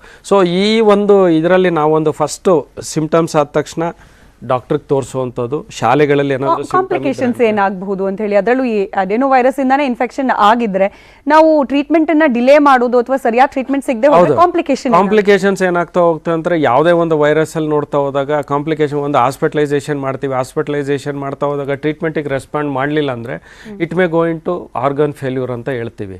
ಯಾಕಂದ್ರೆ ಮಕ್ಕಳಲ್ಲಿ ನಾನು ಹೇಳ್ದಂಗೆ ಇಮ್ಯುನಿಟಿ ಅಡಲ್ಟ್ಸಿಗೆ ಕಂಪೇರ್ ಮಾಡಿದ್ರೆ ಕಮ್ಮಿ ಇರುತ್ತೆ ಜನರಲ್ ಆಗಿ. ಸೊ ಈಗ ಆಗ್ತಾ ಹೋದಾಗ ಅದರಿಂದ ಮಗುಗೆ ಸಾಮಾನ್ಯವಾಗಿ ಅದು ಹಾಸ್ಪಿಟಲ್ ಅಡ್ಮಿನಿಸ್ಟ್ರೇಷನ್ ಆಗಿ ಸಿವಿಯಾರಿಟಿ ಜಾಸ್ತಿ ಆಗಿ ಮಲ್ಟಿ ಆರ್ಗನ್ ಫೇಲ್ಯೂರ್ ಅಂತ ನಾವು ಹೇಳ್ತೀವಿ. ಎಲ್ಲ ಅಂಗಾಂಗಗಳಿಗೆ ಕೂಡ ಏನೋ ಒಂದು ಇನ್ಫೆಕ್ಷನ್ ಹರಡ್ಬಿಟ್ಟು ಅದನ್ನ ಡ್ಯಾಮೇಜ್ ಮಾಡ್ಬೋದು. ಆವಾಗ ಟ್ರೀಟ್ಮೆಂಟ್ ಕೊಡೋದು ಅಥವಾ ರಿವೈವ್ ಮಾಡೋದು ತುಂಬ ಕಷ್ಟ ಆಗುತ್ತೆ. ಸೊ ಯಾವುದೇ ಕಾರಣಕ್ಕೂ ಪೋಷಕರು ಯಾವುದೇ ಒಂದು ಕಾಯಿಲೆಗಳನ್ನು ಇರಬಾರ್ದು, ನೆಗ್ಲೆಕ್ಟ್ ಮಾಡಬಾರ್ದಾಗುತ್ತೆ. ಆಮೇಲೆ ಇನ್ನೊಂದೇನೆಂದರೆ ಮಕ್ಕಳಲ್ಲಿ ಅವರಿಗೆ ಹೇಳಲಿಕ್ಕೆ ಬರೋದಿಲ್ಲ. That is a greatest challenge for ಇದು. ಏನು ಸಿವಿಯಾರಿಟಿ ಏನಿದೆ ಕಂಪೇರ್ ಟು ಅಡಲ್ಟ್ಸ್ ಅವ್ರಿಗೆ ನೋಡ್ತಾ ಹೋದಾಗ ಅವ್ರಿಗೆ ಇರೋದಿಲ್ಲ. ಹಾಗಾಗಿ ಯಾವುದೇ ಒಂದು ವ್ಯಕ್ತಿಗೆ ಇದು ಅಡಿನೋ ವೈರಸ್ ಕಾಯಿಲೆ ಜೊತೆಗೆ ಯಾವುದೇ ಒಂದು ರೋಗ ಲಕ್ಷಣ ಬಂದರೂ ಕೂಡ ತಕ್ಷಣ ಕ್ವಾಲಿಫೈಡ್ ಡಾಕ್ಟರ್ ಹತ್ರ ಹೋಗಿ ತೋರಿಸಿದ್ರೆ ಬಹಳ ಒಳ್ಳೆ. ಈ ಆಸ್ತಮಾ ಹಾಗೆ ಹಾರ್ಟ್ ರಿಲೇಟೆಡ್ ಡಿಸೀಸ್ ಇರೋರ್ಗೂ ಕೂಡ ಇದರ ಕಾಂಪ್ಲಿಕೇಶನ್ ಹೆಚ್ಚು ಅಂತ ನಾನು ತಿಳ್ಕೊಂಡೆ, ನಿಜನಾ ಇದು? ಖಂಡಿತವಾಗ್ಲು ಅದೇ ಯಾವುದೇ ಒಂದು ನಾವು ಹೇಳ್ತಾ ಇದೀವಿ ಕೋಮಾರ್ಬಿಡಿಟೀಸ್ ಅಂತ ನಾವು ಹೇಳ್ತೀವಿ, ಅದರಲ್ಲಿ ಈಗ ಆಸ್ತಮಾ ಇರ್ಬೋದು ಅಥವಾ ಯಾವುದೇ ಒಂದು ಚಿಕ್ಕ ಮಕ್ಕಳಲ್ಲಿ ಅಂಥವ್ರಿಗೆ ಏನೋ ಡಯಾಬಿಟಿಸ್ ಇರೋವಂಥದ್ದು ಅಥವಾ ತುಂಬ ಏನು ಬೊಜ್ಜು ಬೆಳೆದಿರೋ ಒಬೇಸ್ ಮಕ್ಕಳು ಅಂತ ಹೇಳ್ತೀವಿ, ಅಂಥ ಮಕ್ಕಳಿಗೆಲ್ಲ ನೋಡ್ತಾ ಹೋದಾಗ ಇದ್ರದ್ದು ಎಫೆಕ್ಟ್ ಕೂಡ ಜಾಸ್ತಿ ಆಗ್ತಾ ಹೋಗ್ಬೋದು. ಹಾರ್ಟ್ ಏನಾದರೂ ಇದ್ದರೆ ಯಾವುದೇ ಒಂದು ಇನ್ಫೆಕ್ಷನ್ ಏನಿದೆ, ಒಂದು ಏನಾದರೂ ಒಳಗಡೆ ಪ್ರಾಬ್ಲಮ್ ಇದ್ದರೆ ಅದರಿಂದ ಫ್ಲೇರ್ ಅಪ್ ಆದಾಗ ಅದು actually they are the most vulnerable people. ಅವರಿಗೆ ನಾವು ಟ್ರೀಟ್ಮೆಂಟ್ ಕರೆಕ್ಟಾಗಿ ಕೊಡಿಸ್ಲಿಲ್ಲ ಅಂದರೆ ಹೌದು ಸಾಮಾನ್ಯ ಮಗು ಸ್ವಲ್ಪ ರಿಕವರ್ ಆಗೋದು. ಬಟ್ ಅಂಥ ಮಕ್ಕಳಿಗೆ ಆಸ್ತಮಾ ಇರ್ಬೋದು, ಹೃದಯ ಸಂಬಂಧಿ ಕಾಯಿಲೆ ಇರ್ಬೋದು ಅಥವಾ ಬೇರೆ ಯಾವುದೋ ತೊಂದರೆ ಇರ್ಬೋದು, ಅಂಥ ಒಂದು ಮಕ್ಕಳಿಗೆ ಖಂಡಿತವಾಗ್ಲೂ ಏನಿದೆ ಎಕ್ಸ್ಟ್ರಾ ಕೇರ್ ಬೇಕಾಗುತ್ತೆ. ನಿರ್ಲಕ್ಷ್ಯ ಅಂತೂ ಖಂಡಿತವಾಗ್ಲೂ ಮಾಡಬಾರ್ದು. ಯೋಗಾನಂದ್ ಅವರೇ, ಸಾಮಾನ್ಯವಾಗಿ ಈಗ ಈ ಸ್ಕೂಲ್ಗಳ ಪ್ರೆಷರು ಪೋಷಕರ ಮೇಲೆ ಮಕ್ಕಳ ಮೇಲೆ ಎಷ್ಟಿದೆ ಅಂತಂದ್ರೆ, ಒಂದಿನ ಶಾಲೆಗೆ ಕಳಿಸ್ಲಿಲ್ಲ ಅಂದ್ರೆ 3 ದಿನ ಕುತ್ಕೊಂಡು ಆ ನೋಟ್ಸ್ ಅನ್ನು ಇನ್ಕಂಪ್ಲೀಟ್ ಇರೋದನ್ನ ಕಂಪ್ಲೀಟ್ ಮಾಡ್ಬೇಕಲ್ಲ. ಚಿಕ್ಕದಾಗಿ ಜ್ವರ ಬಂದಿದೆ, ಹೋಗಿ ಬಂದ್ಬಿಡ್ಲಿ, ನಾಳೆ ನೋಡೋಣ ಅನ್ನೋ ರೀತಿಯ ಮನಸ್ಥಿತಿ ಬಂದ್ಬಿಡುತ್ತೆ ಆ ಪ್ರೆಷರ್ನಿಂದಾಗಿ. ಈ ಆರೋಗ್ಯ ಸಂಬಂಧಿ ಸಮಸ್ಯೆಗಳಿಗೂ ಕೂಡ ಈ ಪ್ರೆಷರ್ ಎಫೆಕ್ಟ್ ಆಗ್ತಾ ಇರೋದನ್ನ ನಾವು ಗಮನಿಸ್ತಾ ಇದ್ವಿ. ಈ ದೃಷ್ಟಿಯಲ್ಲಿ ಏನಾದ್ರೂ ಬದಲಾವಣೆಗಳಾಗಬೇಕಾ ಅಂತ ಹೇಳಿ ತಮ್ಮ ಅಬ್ಸರ್ವೇಷನ್ ಈ ಬಗ್ಗೆ? ಈಗ ಮೇಡಮ್, ಮೊದಲನೇದಾಗಿ ಈ ಸೋಂಕು ತಗುಲಿರೋದು ಕೇವಲ 2 ವರ್ಷದ ಒಳಗಿನ ಮಕ್ಕಳಿಗೆ ಅಂತೇಳಿ ಆಲ್ರೆಡಿ ಡಾಕ್ಟರ್ ಹೇಳ್ತಾ ಇರೋದ್ರಿಂದ ಅಲ್ಲ ಆ ಏಜ್ ನ ಮಕ್ಕಳಿಗೆ ಹೆಚ್ಚಾಗಿ ಕಾಣಿಸುತ್ತೆ ಅಂತ ಹೇಳಿ, ದೊಡ್ಡವ್ರಿಗೆ ಬರಬಾರ್ದು ಅಂತಲ್ಲ. ಹೆಚ್ಚಾಗಿ ಕಾಣಿಸ್ಕೊತಾ ಇರೋದ್ರಿಂದ ಈ ವಯಸ್ಸಿನ ಮಕ್ಕಳು ಬಹುತೇಕ 90 ಜನ ಮಕ್ಕಳು ತಂದೆ ತಾಯಿಯ ಮಡ್ಲಲ್ಲಿ ಇರ್ತಾರೋ ಶಾಲೆಯ ಅಂಗಳದಲ್ಲಿ ಇರೋದಿಲ್ಲ. ಈಗ ಏನು ನಮ್ಮಲ್ಲಿ ಡೇ ಕೇರ್ಗಳು, ನರ್ಸರಿಗಳು ಏನು ಈಗ ವಿಭಕ್ತ ಕುಟುಂಬ ಪದ್ಧತಿ ಇದ್ದೇ ಇರೋ ಕಡೆ ಅನಿವಾರ್ಯವಾಗಿ ಗಂಡ ಹೆಂಡತಿ ಇಬ್ರು ಕೆಲ್ಸಕ್ಕೆ ಹೋಗೋದ್ರಿಂದ ಆ ಎಳೆಯ ಮಕ್ಕಳುಗಳನ್ನ ಡೇ ಕೇರ್ಗಳಿಗೆ ಮತ್ತೆ ನರ್ಸರಿಗಳಿಗೆ ಬಿಡ್ತಾ ಇದ್ದಾರೆ. ಸೊ ಅಲ್ಲಿ ಹೆಚ್ಚಿನ ಇವರು ಸುರಕ್ಷತಾ ಕ್ರಮಗಳನ್ನ ವಹಿಸ್ಬೇಕಾಗ್ತದೆ ಆ ಮಕ್ಕಳ ಮೇಲೆ. ಇನ್ನುಳಿದಂತೆ ನಮ್ಮ ಗ್ರಾಮೀಣ ಕರ್ನಾಟಕದಲ್ಲಿ ಬಹಳಷ್ಟು ಮಕ್ಕಳು ತಂದೆ ತಾಯಿ ಅಜ್ಜ ಅಜ್ಜಿ ಈ ತರ ವಾತಾವರಣದಲ್ಲಿ ಬೆಳೆಯೋದ್ರಿಂದ ಅಲ್ಲಿ ಸಹಜವಾಗಿಯೇ ತಾವು ಬೆಳೆದ ಬೆಳೆಗಳಲ್ಲಿ ಅಡುಗೆ ಮಾಡ್ಕೊಂಡು ಊಟ ಮಾಡೋದ್ರಿಂದ ಅಲ್ಲಿ ಇಮ್ಯುನಿಟಿ ಪವರ್ ತುಂಬಾ ಚೆನ್ನಾಗಿರ್ತದೆ. ಇನ್ನು ನಗರ ಪ್ರದೇಶದಲ್ಲಿ ನಾವು ಬಹಳ ಎಚ್ಚರಿಕೆಯಿಂದ ಮಕ್ಕಳನ್ನ ನೋಡ್ಕೋಬೇಕಾಗ್ತದೆ. ಮತ್ತೆ ಶಾಲೆಗಳಲ್ಲಿ ಈಗೇನು ಕೋವಿಡ್ ನಂತರದ ಶಾಲೆಗಳ ಆರಂಭ ಆಗುವಾಗ ಏನು SOP ಯನ್ನ ಸರ್ಕಾರ ನೀಡಿತ್ತು ಶಾಲೆಗಳಿಗೆ, ಅದನ್ನ ಕಟ್ಟುನಿಟ್ಟಾಗಿ ಅವರು ಪಾಲಿಸ್ಬೇಕಾಗ್ತದೆ. ಸಾಧ್ಯ ಆದ್ರೆ ಶಿಕ್ಷಣ ಇಲಾಖೆ, ಆರೋಗ್ಯ ಇಲಾಖೆ ಜೊತೆ ಒಂದು ಕೋಆರ್ಡಿನೇಟ್ ಮಾಡಿಕೊಂಡು ಏನ್ ಈ ಸೋಂಕನ್ನು ತಡೆಗಟ್ಟಲಿಕ್ಕೆ ಏನಾದ್ರೂ ಮುನ್ನೆಚ್ಚರಿಕೆ ಕ್ರಮಗಳನ್ನ ತಗೊಳ್ಳೋ ನಿಟ್ಟಿನಲ್ಲಿ ಒಂದು ಸರ್ಕ್ಯುಲರ್ ನ ಮಾಡೋದು ಒಳ್ಳೇದು ಅಂತ ನಮ್ಗೆ ಅನಿಸ್ತಾ ಇದೆ. ನಾವು ಹೆಚ್ಚೆಚ್ಚು ಆತಂಕಕ್ಕೊಳಗಾಗ್ದೇನೆ ನಮ್ಮ ಮಕ್ಕಳನ್ನ ನಾವು ಈ ಸೋಂಕಿನಿಂದ ಕಾಪಾಡಿಕೊಳ್ಳೋದು ಹೇಗೆ ಅನ್ನೋದ್ರ ಬಗ್ಗೆ ನಾವು ಸಹಜವಾಗಿ ಡಾಕ್ಟರ್ ಜೊತೆ ಕನ್ಸಲ್ಟೇಷನ್ ಮಾಡೋದಾಗ್ಲಿ, ಅಥವಾ ಅವ್ರಿಗೇನಾದ್ರು ಸಿಂಪ್ಟಮ್ಸ್, ಪ್ರಿಲಿಮಿನರಿ ಸಿಂಪ್ಟಮ್ಸ್ ಬಂದ ತಕ್ಷಣವೇ ಅವ್ರನ್ನ ಮಕ್ಕಳ ತಜ್ಞರ ಹತ್ರ, ಮಕ್ಕಳ ಡಾಕ್ಟರ್ ಹತ್ರ ಕರ್ಕೊಂಡು ಹೋಗಿ ಚೆಕ್ ಮಾಡಿಸೋದು, ಮತ್ತೆ ಅವ್ರಿಗೆ ನಿಗದಿತ ಸಮಯದೊಳಗೆ ಔಷಧಿಗಳನ್ನ ಮಾತ್ರೆಗಳನ್ನ ಕೊಡುವಂತ ಕೆಲಸವನ್ನ ಪಾಲಕ ಪೋಷಕರು ಮಾಡ್ಬೇಕಾಗ್ತದೆ. ಇನ್ನ ಶಾಲೆಗಳು ಈ ಮಕ್ಕಳ ಆರೋಗ್ಯದ ವಿಚಾರದಲ್ಲಿ ಅವ್ರು ಯಾವುದೇ ರೀತಿಯಲ್ಲಿ ಕಾಂಪ್ರಮೈಸ್ ಮಾಡ್ಕೋಬಾರ್ದು. ಏನು ಅವ್ರಿಗೆ ಶಾಲೆಗಳಲ್ಲಿ ತಗೋಬೇಕಾದಂತ ಮೆಜರ್ಮೆಂಟ್ ಅವ್ರು ತಗೋಬೇಕಾಗ್ತದೆ. ಕನಿಷ್ಠ ಯಾರಾದ್ರೂ ಮಕ್ಕಳಲ್ಲಿ ಈ ತರದ ಸೋಂಕಿನ ಲಕ್ಷಣಗಳು ಕಂಡು ಬಂದ ತಕ್ಷಣವೇ ಅವರು ಒಂದು ಮೆಡಿಕಲ್ ಹೆಡ್ಗೆ ಅವರು ಅದನ್ನ ರೆಫರ್ ಮಾಡ್ಬೇಕಾಗ್ತದೆ.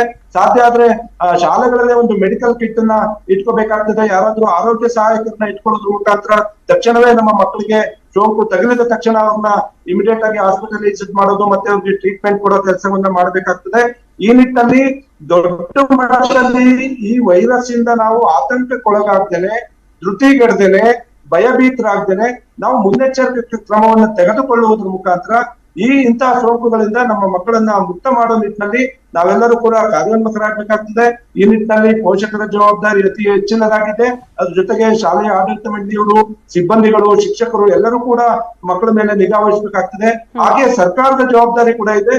ಇದು ಇಂತಹ ಪ್ರಕರಣಗಳು ವ್ಯಾಪಕವಾಗಿ ಹರಡದಂತೆ ತಡೆಗಟ್ಟುವ ನಿಟ್ಟಿನಲ್ಲಿ ತಗೋಬೇಕಾದಂತ ಮುಂಜಾಗ್ರತಾ ಕ್ರಮಗಳ ಬಗ್ಗೆ ಸರ್ಕಾರ, ಸಂಬಂಧಪಟ್ಟ ಇಲಾಖೆಗಳು ಕೂಡ ತಕ್ಷಣವೇ ಕಾರ್ಯಪ್ರವೃತ್ತರಾಗಿ ಏನಾದ್ರೂ ಒಂದು ಸರ್ಕ್ಯುಲರ್ ನ ಮಾಡ್ಬೇಕು ಅನ್ನೋದು ನಮ್ಮ ಒತ್ತಾಯ ಮೇಡಮ್. Right sir. ಡಾಕ್ಟರ್, ಇನ್ನು ಈ ವಿಚಾರಕ್ಕೆ ಸಂಬಂಧಪಟ್ಟಂತ ಕಡೆ ಪ್ರಶ್ನೆ, ಈಗ ಸಿಸ್ಟಮ್ಯಾಟಿಕ್ ಆಗಿ ಇಂಥದ್ದೇ ಟ್ರೀಟ್ಮೆಂಟ್ ಅಂತ ಇಲ್ಲದೆ ಹೋದ್ರೂ ಕೂಡ ಸಿಂಪ್ಟಮ್ಸ್ ನ ಆಧಾರದ ಮೇಲೆ ಟ್ರೀಟ್ಮೆಂಟ್ ಕೊಡಬಹುದು ಅಂತ ತಾವಂದ್ರೆ, ಮನೆಯಲ್ಲಿ ಮುಂಜಾಗ್ರತೆ ಇದು ಬರದೇ ಇರೋ ರೀತಿಯಲ್ಲಿ ಈ ವೈರಸ್ ಎಸ್ಪೆಷಲಿ ನಮ್ಮ ದೇಹವನ್ನ ಪ್ರವೇಶ ಮಾಡದೇ ಇರೋ ರೀತಿಯಲ್ಲಿ ಮನೆಯಲ್ಲಿ ಅಥವಾ ಶಾಲೆಯಲ್ಲಿ ಯಾವ ರೀತಿ ಕ್ರಮ ಕೈಗೊಳ್ಬೇಕಾಗತ್ತೆ? ಅದೇ ಒಂದು ಏನಂದ್ರೆ ಮನೆಯಲ್ಲಿ ನೋಡಿದಾಗ ನಾವು ಶುಚಿತ್ವ ಕಾಪಾಡಬೇಕು. ಅದಕ್ಕೆ ಪರ್ಸನಲ್ ಹೈಜೀನ್ ಅಂತ ನಾವೇನು ಹೇಳ್ತೀವಿ ಅದು ಭಾಳ ಇಂಪಾರ್ಟೆಂಟ್. ಯಾವುದೇ ಒಂದು ವಸ್ತುಗಳನ್ನು ಮುಟ್ಟಿದಾಗ ಕೈ ತೊಳೆಯೋದು, ಶುದ್ಧವಾದ ಒಂದು ನೀರಲ್ಲಿ ಕೈ ತೊಳೆದು ಅದರಲ್ಲಿ ನೋಡ್ತಾ ಹೋದಾಗ ಆಮೇಲೆ ಅದರಿಂದ ಏನಂದರೆ ಮಕ್ಕಳು ಮೂಗು ಅಥವಾ ಕಣ್ಣುಗಳನ್ನು ಮುಟ್ಕೊಳ್ಳೋದು, ಬಾಯಿ ಮುಟ್ಕೊಳ್ಳೋವಂಥ ಸಾಧ್ಯತೆ ಜಾಸ್ತಿ ಇರೋದ್ರಿಂದ ಕರೆಕ್ಟಾಗಿ ಹ್ಯಾಂಡ್ ವಾಷಿಂಗ್ ಹೈಜೀನ್ ಅಂತ ನಾವು ಹೇಳ್ತೀವಿ. ಕೈ ತೊಳೆದು ಸರಿಯಾಗಿ ಶುಚಿತ್ವ ಮೇಂಟೈನ್ ಮಾಡಬೇಕಾಗುತ್ತೆ, ಸರಿಯಾದ ಆಹಾರ ಪದ್ಧತಿನ ಬಳಸಬೇಕಾಗುತ್ತೆ. ಅದೇ ರೀತಿ ಮನೇಲಿ ಏನಾದರೂ ಒಂದು ಏನಂದರೆ ಆದಷ್ಟು ಏನು ಒಂದು ನಾವು ರೆಸ್ಪಿರೇಟರಿ ಇನ್ಫೆಕ್ಷನ್ಸು ಬರಲಿಕ್ಕೆ ಒಂದು ಕೋಲ್ಡ್ ಆಗಿರುವಂಥ ಒಂದು ವಾತಾವರಣ ಇರುತ್ತೆ. ಆ ಒಂದು ಸಂದರ್ಭದಲ್ಲಿ ಆದಷ್ಟು ಮಕ್ಕಳಿಗೆ ಒಂದು ಬೆಚ್ಚಗಿನ ಏನು ಒಂದು ವಸ್ತ್ರಗಳನ್ನು ಧರಿಸೋಕೆ ಹೇಳ್ಬೇಕಾಗತ್ತೆ. ಸೊ ಆಮೇಲೆ ನಾವು ದೊಡ್ಡವರಿಗೆ ಅಥವಾ ಯಾರಿಗೋ ಮನೇಲಿ ಇನ್ನೊಬ್ಬರಿಗೆ ಕೆಮ್ಮದಾಗ ಅಥವಾ ಸೀಮ್ದಾಗ ಕಾಫ್ ಹೈಜಿನ್ ಅಂತ ಹೇಳ್ತೀವಿ. ನಾವು ಒಂದು ಕರವಸ್ತ್ರಗಳನ್ನ, ಕರ್ಚೀಫ್ನ ಅಥವಾ ಬೇರೆ ಟಿಶ್ಯೂ ಪೇಪರ್ನ ಇಟ್ಕೊಂಡು ಸೀನೋದು, ಆ ಥರ ಮಾಡಿದಾಗ ಅದರಿಂದ ಒಬ್ಬರಿಂದ ಇನ್ನೊಬ್ಬರಿಗೆ ಹರಡುವಂಥ ಸಾಧ್ಯತೆಗಳು ಕಮ್ಮಿ ಇರುತ್ತೆ. ಹಾಗಾಗಿ ಅದನ್ನು ತಡೆಗಟ್ಟಬೇಕಾಗುತ್ತೆ ಅಂತ. ಇನ್ನೊಂದು ಇಂಪಾರ್ಟೆಂಟ್ ಪಾಯಿಂಟು ಯೋಗಾನಂದ ಅವರು ಹೇಳ್ತಾ ಇದ್ರು ನಮ್ಮ ಹತ್ರ. ಅದರಲ್ಲಿ ನೋಡ್ತಾ ಹೋದಾಗ ಅವರು ಶಿಕ್ಷಣ ಇಲಾಖೆ ಮತ್ತು ಆರೋಗ್ಯ ಇಲಾಖೆ ಎರಡೂ ಯಾವಾಗಲೂ ಸಮನ್ವಯ ಕೂಡ್ಬಿಟ್ಟು ಒಂದು ಸರ್ಕ್ಯುಲರ್ನ ರಿಲೀಸ್ ಮಾಡಿದರೆ, ಕೋವಿಡ್ ಟೈಮಲ್ಲಿ ಕೂಡ ನಾವು ಹೇಳ್ತಾ ಇದ್ವಿ. ಸೊ ಬಂದರೆ ಅದರಿಂದ ಖಂಡಿತವಾಗಲೂ ಅದನ್ನು ಮಾಡ್ಬೋದಾಗುತ್ತೆ. ಮೂರನೇ ಪಾಯಿಂಟ್ ಯಾವಾಗಲೂ ಮರಿತೀವಿ, ಒಂದು ಇಂಪಾರ್ಟೆಂಟ್ ಆಸ್ಪೆಕ್ಟು, ಪ್ರತಿಯೊಂದು ಶಾಲೆ ಶಾಲೆಯಲ್ಲಿ, ಸರ್ಕಾರಿ ಶಾಲೆಯಲ್ಲಿ ಸರ್ಕಾರಿ ವೈದ್ಯರು ಬಂದು ಪ್ರತಿ ವರ್ಷ ಮಕ್ಕಳಿಗೆ ಪರೀಕ್ಷೆ ಮಾಡ್ತಾರೆ. ಅದೇ ರೀತಿ ಪ್ರೈವೇಟ್ ಕಾಲೇಜಲ್ಲಿ ಅವ್ರದ್ದೇ ಆದ, ಪ್ರೈವೇಟ್ ಸ್ಕೂಲ್ಸಲ್ಲಿ ಅವ್ರದ್ದೇ ಆದ ಮಕ್ಕಳು ಡಾಕ್ಟರ್ಸ್ ಬಂದು ಅವರಿಗೆ ಟೆಸ್ಟ್ ಮಾಡ್ತಾರೆ. ಸೊ ಅಲ್ಲೂ ಕೂಡ ಅವ್ರದ್ದು routine health checkup yearly once ಆಗಬೇಕು. ಅದನ್ನ ಸ್ಟ್ರೀಮ್ಲೈನ್ ಮಾಡಬೇಕು. ಅದನ್ನ ಶಾಲೆಗಳು ಏನು ಒಂದು ಕರೆಕ್ಟಾಗಿ ಬಾಡಿಸ್ಬೇಕಾಗತ್ತೆ. ಆಮೇಲೆ ಬರೀ ಬಂದು ನೋಡೋದಲ್ಲ, ನೋಡಿದ ಮೇಲೆ ಪ್ರತಿಯೊಂದು ಮಕ್ಕಳದ್ದು ಡೇಟಾ ಬೇಸ್ ಬೇಕು, ಫಾರ್ಮ್ ಫಿಲ್ ಮಾಡಬೇಕು, ಡೇಟಾ ಬೇಸ್ ಇರಬೇಕು. ಆಮೇಲೆ ಯಾವುದೇ ಒಂದು ಮಕ್ಕಳಿಗೆ ಏನಾದರೂ ತೊಂದರೆ, ಕಣ್ಣಿಂದಿರ್ಬೋದು, ಕಿವಿದಿರ್ಬೋದು, ಅಥವಾ ಬೇರೆ ಯಾವುದಾದ್ರೂ ತೊಂದರೆ ಇದ್ದರೆ ಕೂಡ ಅಂಥವ್ರನ್ನ ರೆಫರ್ ಮಾಡಿ ಅದನ್ನು ಬೇರೆ ನಿಯರ್ ಬೈ ಡಾಕ್ಟರ್ಸ್ಗೆ ಅಥವಾ ಪೇರೆಂಟ್ಸಿಗೆ ಹೇಳಿ ಅದನ್ನು ಅವ್ರು ರೆಫರ್ ಮಾಡಿ ಅವ್ರು ಕೂಡ ನೋಡಬೇಕಾಗುತ್ತೆ. ಹಾಗಾಗಿ ಶಾಲೆಗಳು ಕೂಡ ಅಕಾಡೆಮಿಕ್ಸ್ ಜೊತೆಗೆ ಇದನ್ನು ಕೂಡ ಫಾಲೋ ಮಾಡಿ. ಅದೇನೋ ಮಾತ್ರ ಅಲ್ಲ, ಎಂಥದೇ ಆರೋಗ್ಯ ಸಂಬಂಧಿ ಸಮಸ್ಯೆ ಇದ್ರೂ ಕೂಡ ಪೋಷಕರು, ಶಾಲೆ ಹಾಗೆ ಆರೋಗ್ಯ ಇಲಾಖೆ ಎಲ್ಲಾ ಕೂಡ it should go hand in hand ಅಂತೇಳಿ. ನಿಜ. ಇನ್ನು ನಮ್ಮ ದೇಹದ ಆರೋಗ್ಯದ ವಿಚಾರದಲ್ಲಿ ಕಾಳಜಿ ಇಷ್ಟೆಲ್ಲ ನಾವು ಚರ್ಚೆ ಮಾಡಿದ್ವಿ. ಕೇವಲ ದೇಹದ ಆರೋಗ್ಯ ಮಾತ್ರ ಅಲ್ಲ, ಸಮಾಜದ ಆರೋಗ್ಯದ ಕಡೆಗೂ ಕೂಡ ಗಮನ ವಹಿಸಬೇಕಲ್ಲ. ಸಮಾಜದಲ್ಲಿ ವರದಿಯಾಗ್ತಿರುವ ಕೆಲವೊಂದು ಸುದ್ದಿಗಳನ್ನ ಗಮನಿಸಿದಾಗ ಪೋಷಕರು ಆತಂಕಕ್ಕೆ ಒಳಗಾಗುವಂತಹ ಪ್ರಸಂಗ. ಯಾಕೆ ಹೇಳ್ತಿದ್ದೀನಿ ಮಾತನ್ನ?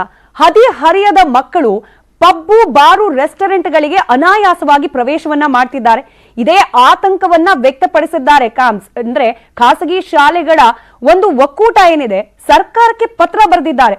ನಮ್ಮ ಪುಟ್ಟ ಪುಟ್ಟ ಮಕ್ಕಳು ಪಬ್ಬು, ರೆಸ್ಟೋ, ಬಾರ್ಗಳಿಗೆ ಹೋಗ್ತಿದ್ದಾರೆ, ಸರ್ಕಾರ ಇದ್ರ ಬಗ್ಗೆ ಜಾಗ್ರತೆ ವಹಿಸಿ ಅಂತ ಹೇಳಿ. ಈ ವಿಚಾರವಾಗಿಯೂ ಕೂಡ ಸುದೀರ್ಘವಾದ ಚರ್ಚೆ ಮುಂದುವರಿಯುತ್ತೆ ಚಿಕ್ಕ ಬ್ರೇಕ್ನ ನಂತರ.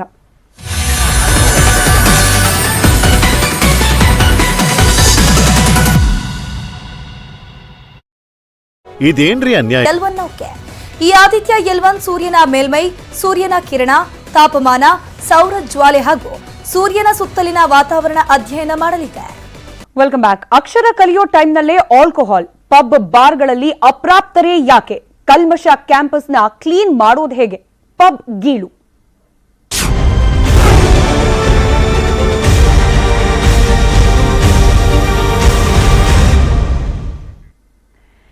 ಕ್ಯಾಂಪ್ಸ್ ಖಾಸಗಿ ಶಾಲೆಗಳ ಒಕ್ಕೂಟ ಗೃಹ ಸಚಿವರಿಗೆ ಒಂದು ಪತ್ರ ಬರೆದಿದೆ. ಏನಿದೆ ಆ ಪತ್ರದಲ್ಲಿ ಅಂದ್ರೆ, ಖಾಸಗಿ ಶಾಲೆಗಳು ಕೇವಲ ಖಾಸಗಿ ಶಾಲೆ ಅಂತಲ್ಲ, ಈ ಶಾಲೆಗೆ ಕಾಲೇಜ್ಗೆ ಹೋಗೋ ಪುಟ್ಟ ಪುಟ್ಟ ಮಕ್ಕಳುಗಳಿಗೆ ಈಸಿಯಾಗಿ ಪಬ್ಬು, ಬಾರು, ರೆಸ್ಟೋರೆಂಟ್ಗಳಲ್ಲಿ ಎಂಟ್ರಿ ಸಿಗ್ತಾ ಇದೆ, ಇದ್ರ ಬಗ್ಗೆ ಜಾಗ್ರತೆ ವಹಿಸಿ ಅಂತ ಹೇಳಿ. ಕಲಿಯೋಕೆ ಅಂತ ಶಾಲೆಗೆ ತೆರಳೋ ಮಕ್ಕಳು ಎಲ್ಲಿ ಹೋಗ್ತಿದ್ದಾರೆ, ಹೋಗಿ ಏನ್ ಮಾಡ್ತಿದ್ದಾರೆ ಅಂತ ಹೇಳಿ ಪೋಷಕರು ಸಹಜವಾಗಿ ಆತಂಕ ಪಡುವಂತಹ ಪ್ರಸಂಗ. ಇಂಥ ಪ್ರಸಂಗಕ್ಕೆ ಕಾರಣವಾಗ್ತಿರೋದು ಏನು, ಇದಕ್ಕೆ ಪರಿಹಾರ ಏನು, ಚರ್ಚೆಯನ್ನ ಮಾಡ್ತಾ ಹೋಗೋಣ. ನನ್ನ ಜೊತೆಯಲ್ಲಿ ಶಶಿಕುಮಾರ್ ಅವರು ಜಾಯಿನ್ ಆಗಿದ್ದಾರೆ, ಕ್ಯಾಂಪ್ಸ್ನ ಪ್ರಧಾನ ಕಾರ್ಯದರ್ಶಿ. ಹಾಗೆ ಸಂಧ್ಯಾ ಇದ್ದಾರೆ ಪೋಷಕರು. ಹಾಗೆ ಡಾಕ್ಟರ್ ಸುನಿಲ್ ಕುಮಾರ್ ಕೂಡ ಚರ್ಚೆಯಲ್ಲಿ ಮುಂದುವರಿತಾ ಹೋಗ್ತಾರೆ. ಮೊದಲನೇದಾಗಿ ನಾನು ಶಶಿಕುಮಾರ್ ಸರ್ ಇಂದಲೇ ಪ್ರಾರಂಭ ಮಾಡ್ತೀನಿ. ಶಶಿಕುಮಾರ್ ಸರ್, ಒಂದು ಆತಂಕಕ್ಕೆ ಕಾರಣವಾಗುವಂತಹ ವಾತಾವರಣ ನಿರ್ಮಾಣ ಆಗಿದೆ. ಈಗಲೇ ಪ್ರಾರಂಭ ಆಯಿತು ಅಂತ ಹೇಳಿದ್ರೆ ಅತಿಶಯೋಕ್ತಿ ಆಗುತ್ತೇನೋ. ಹಿಂದೆ ಕೂಡ ಇಂತಹ ಪ್ರಕರಣಗಳನ್ನು ನಾವು ಗಮನಿಸಿದೀವಿ. ಆದ್ರೆ ಮತ್ತೆ ಮರುಕಳಿಸ್ತಾ ಇರೋದ್ರ ಹಿಂದೆ ಸರ್ಕಾರ ಹಾಗೆ ಶಾಲೆಯ ಆಡಳಿತ ಮಂಡಳಿಗಳ ನಿರ್ಲಕ್ಷ್ಯ ಕಾಣೋಕ್ ಸಿಗ್ತಿದ್ಯಾ ಅನ್ನೋ ಪ್ರಶ್ನೆ. ಏನ್ ಹೇಳ್ತೀರಿ? ಇಲ್ಲಿ ಒಂದು ಸ್ಪಷ್ಟಪಡಿಸ್ತೇನೆ, ನಾವು ಬರೆದಿರ್ತಕ್ಕಂತ ಪತ್ರ ಇದು ಗೃಹ ಇಲಾಖೆಗೆ.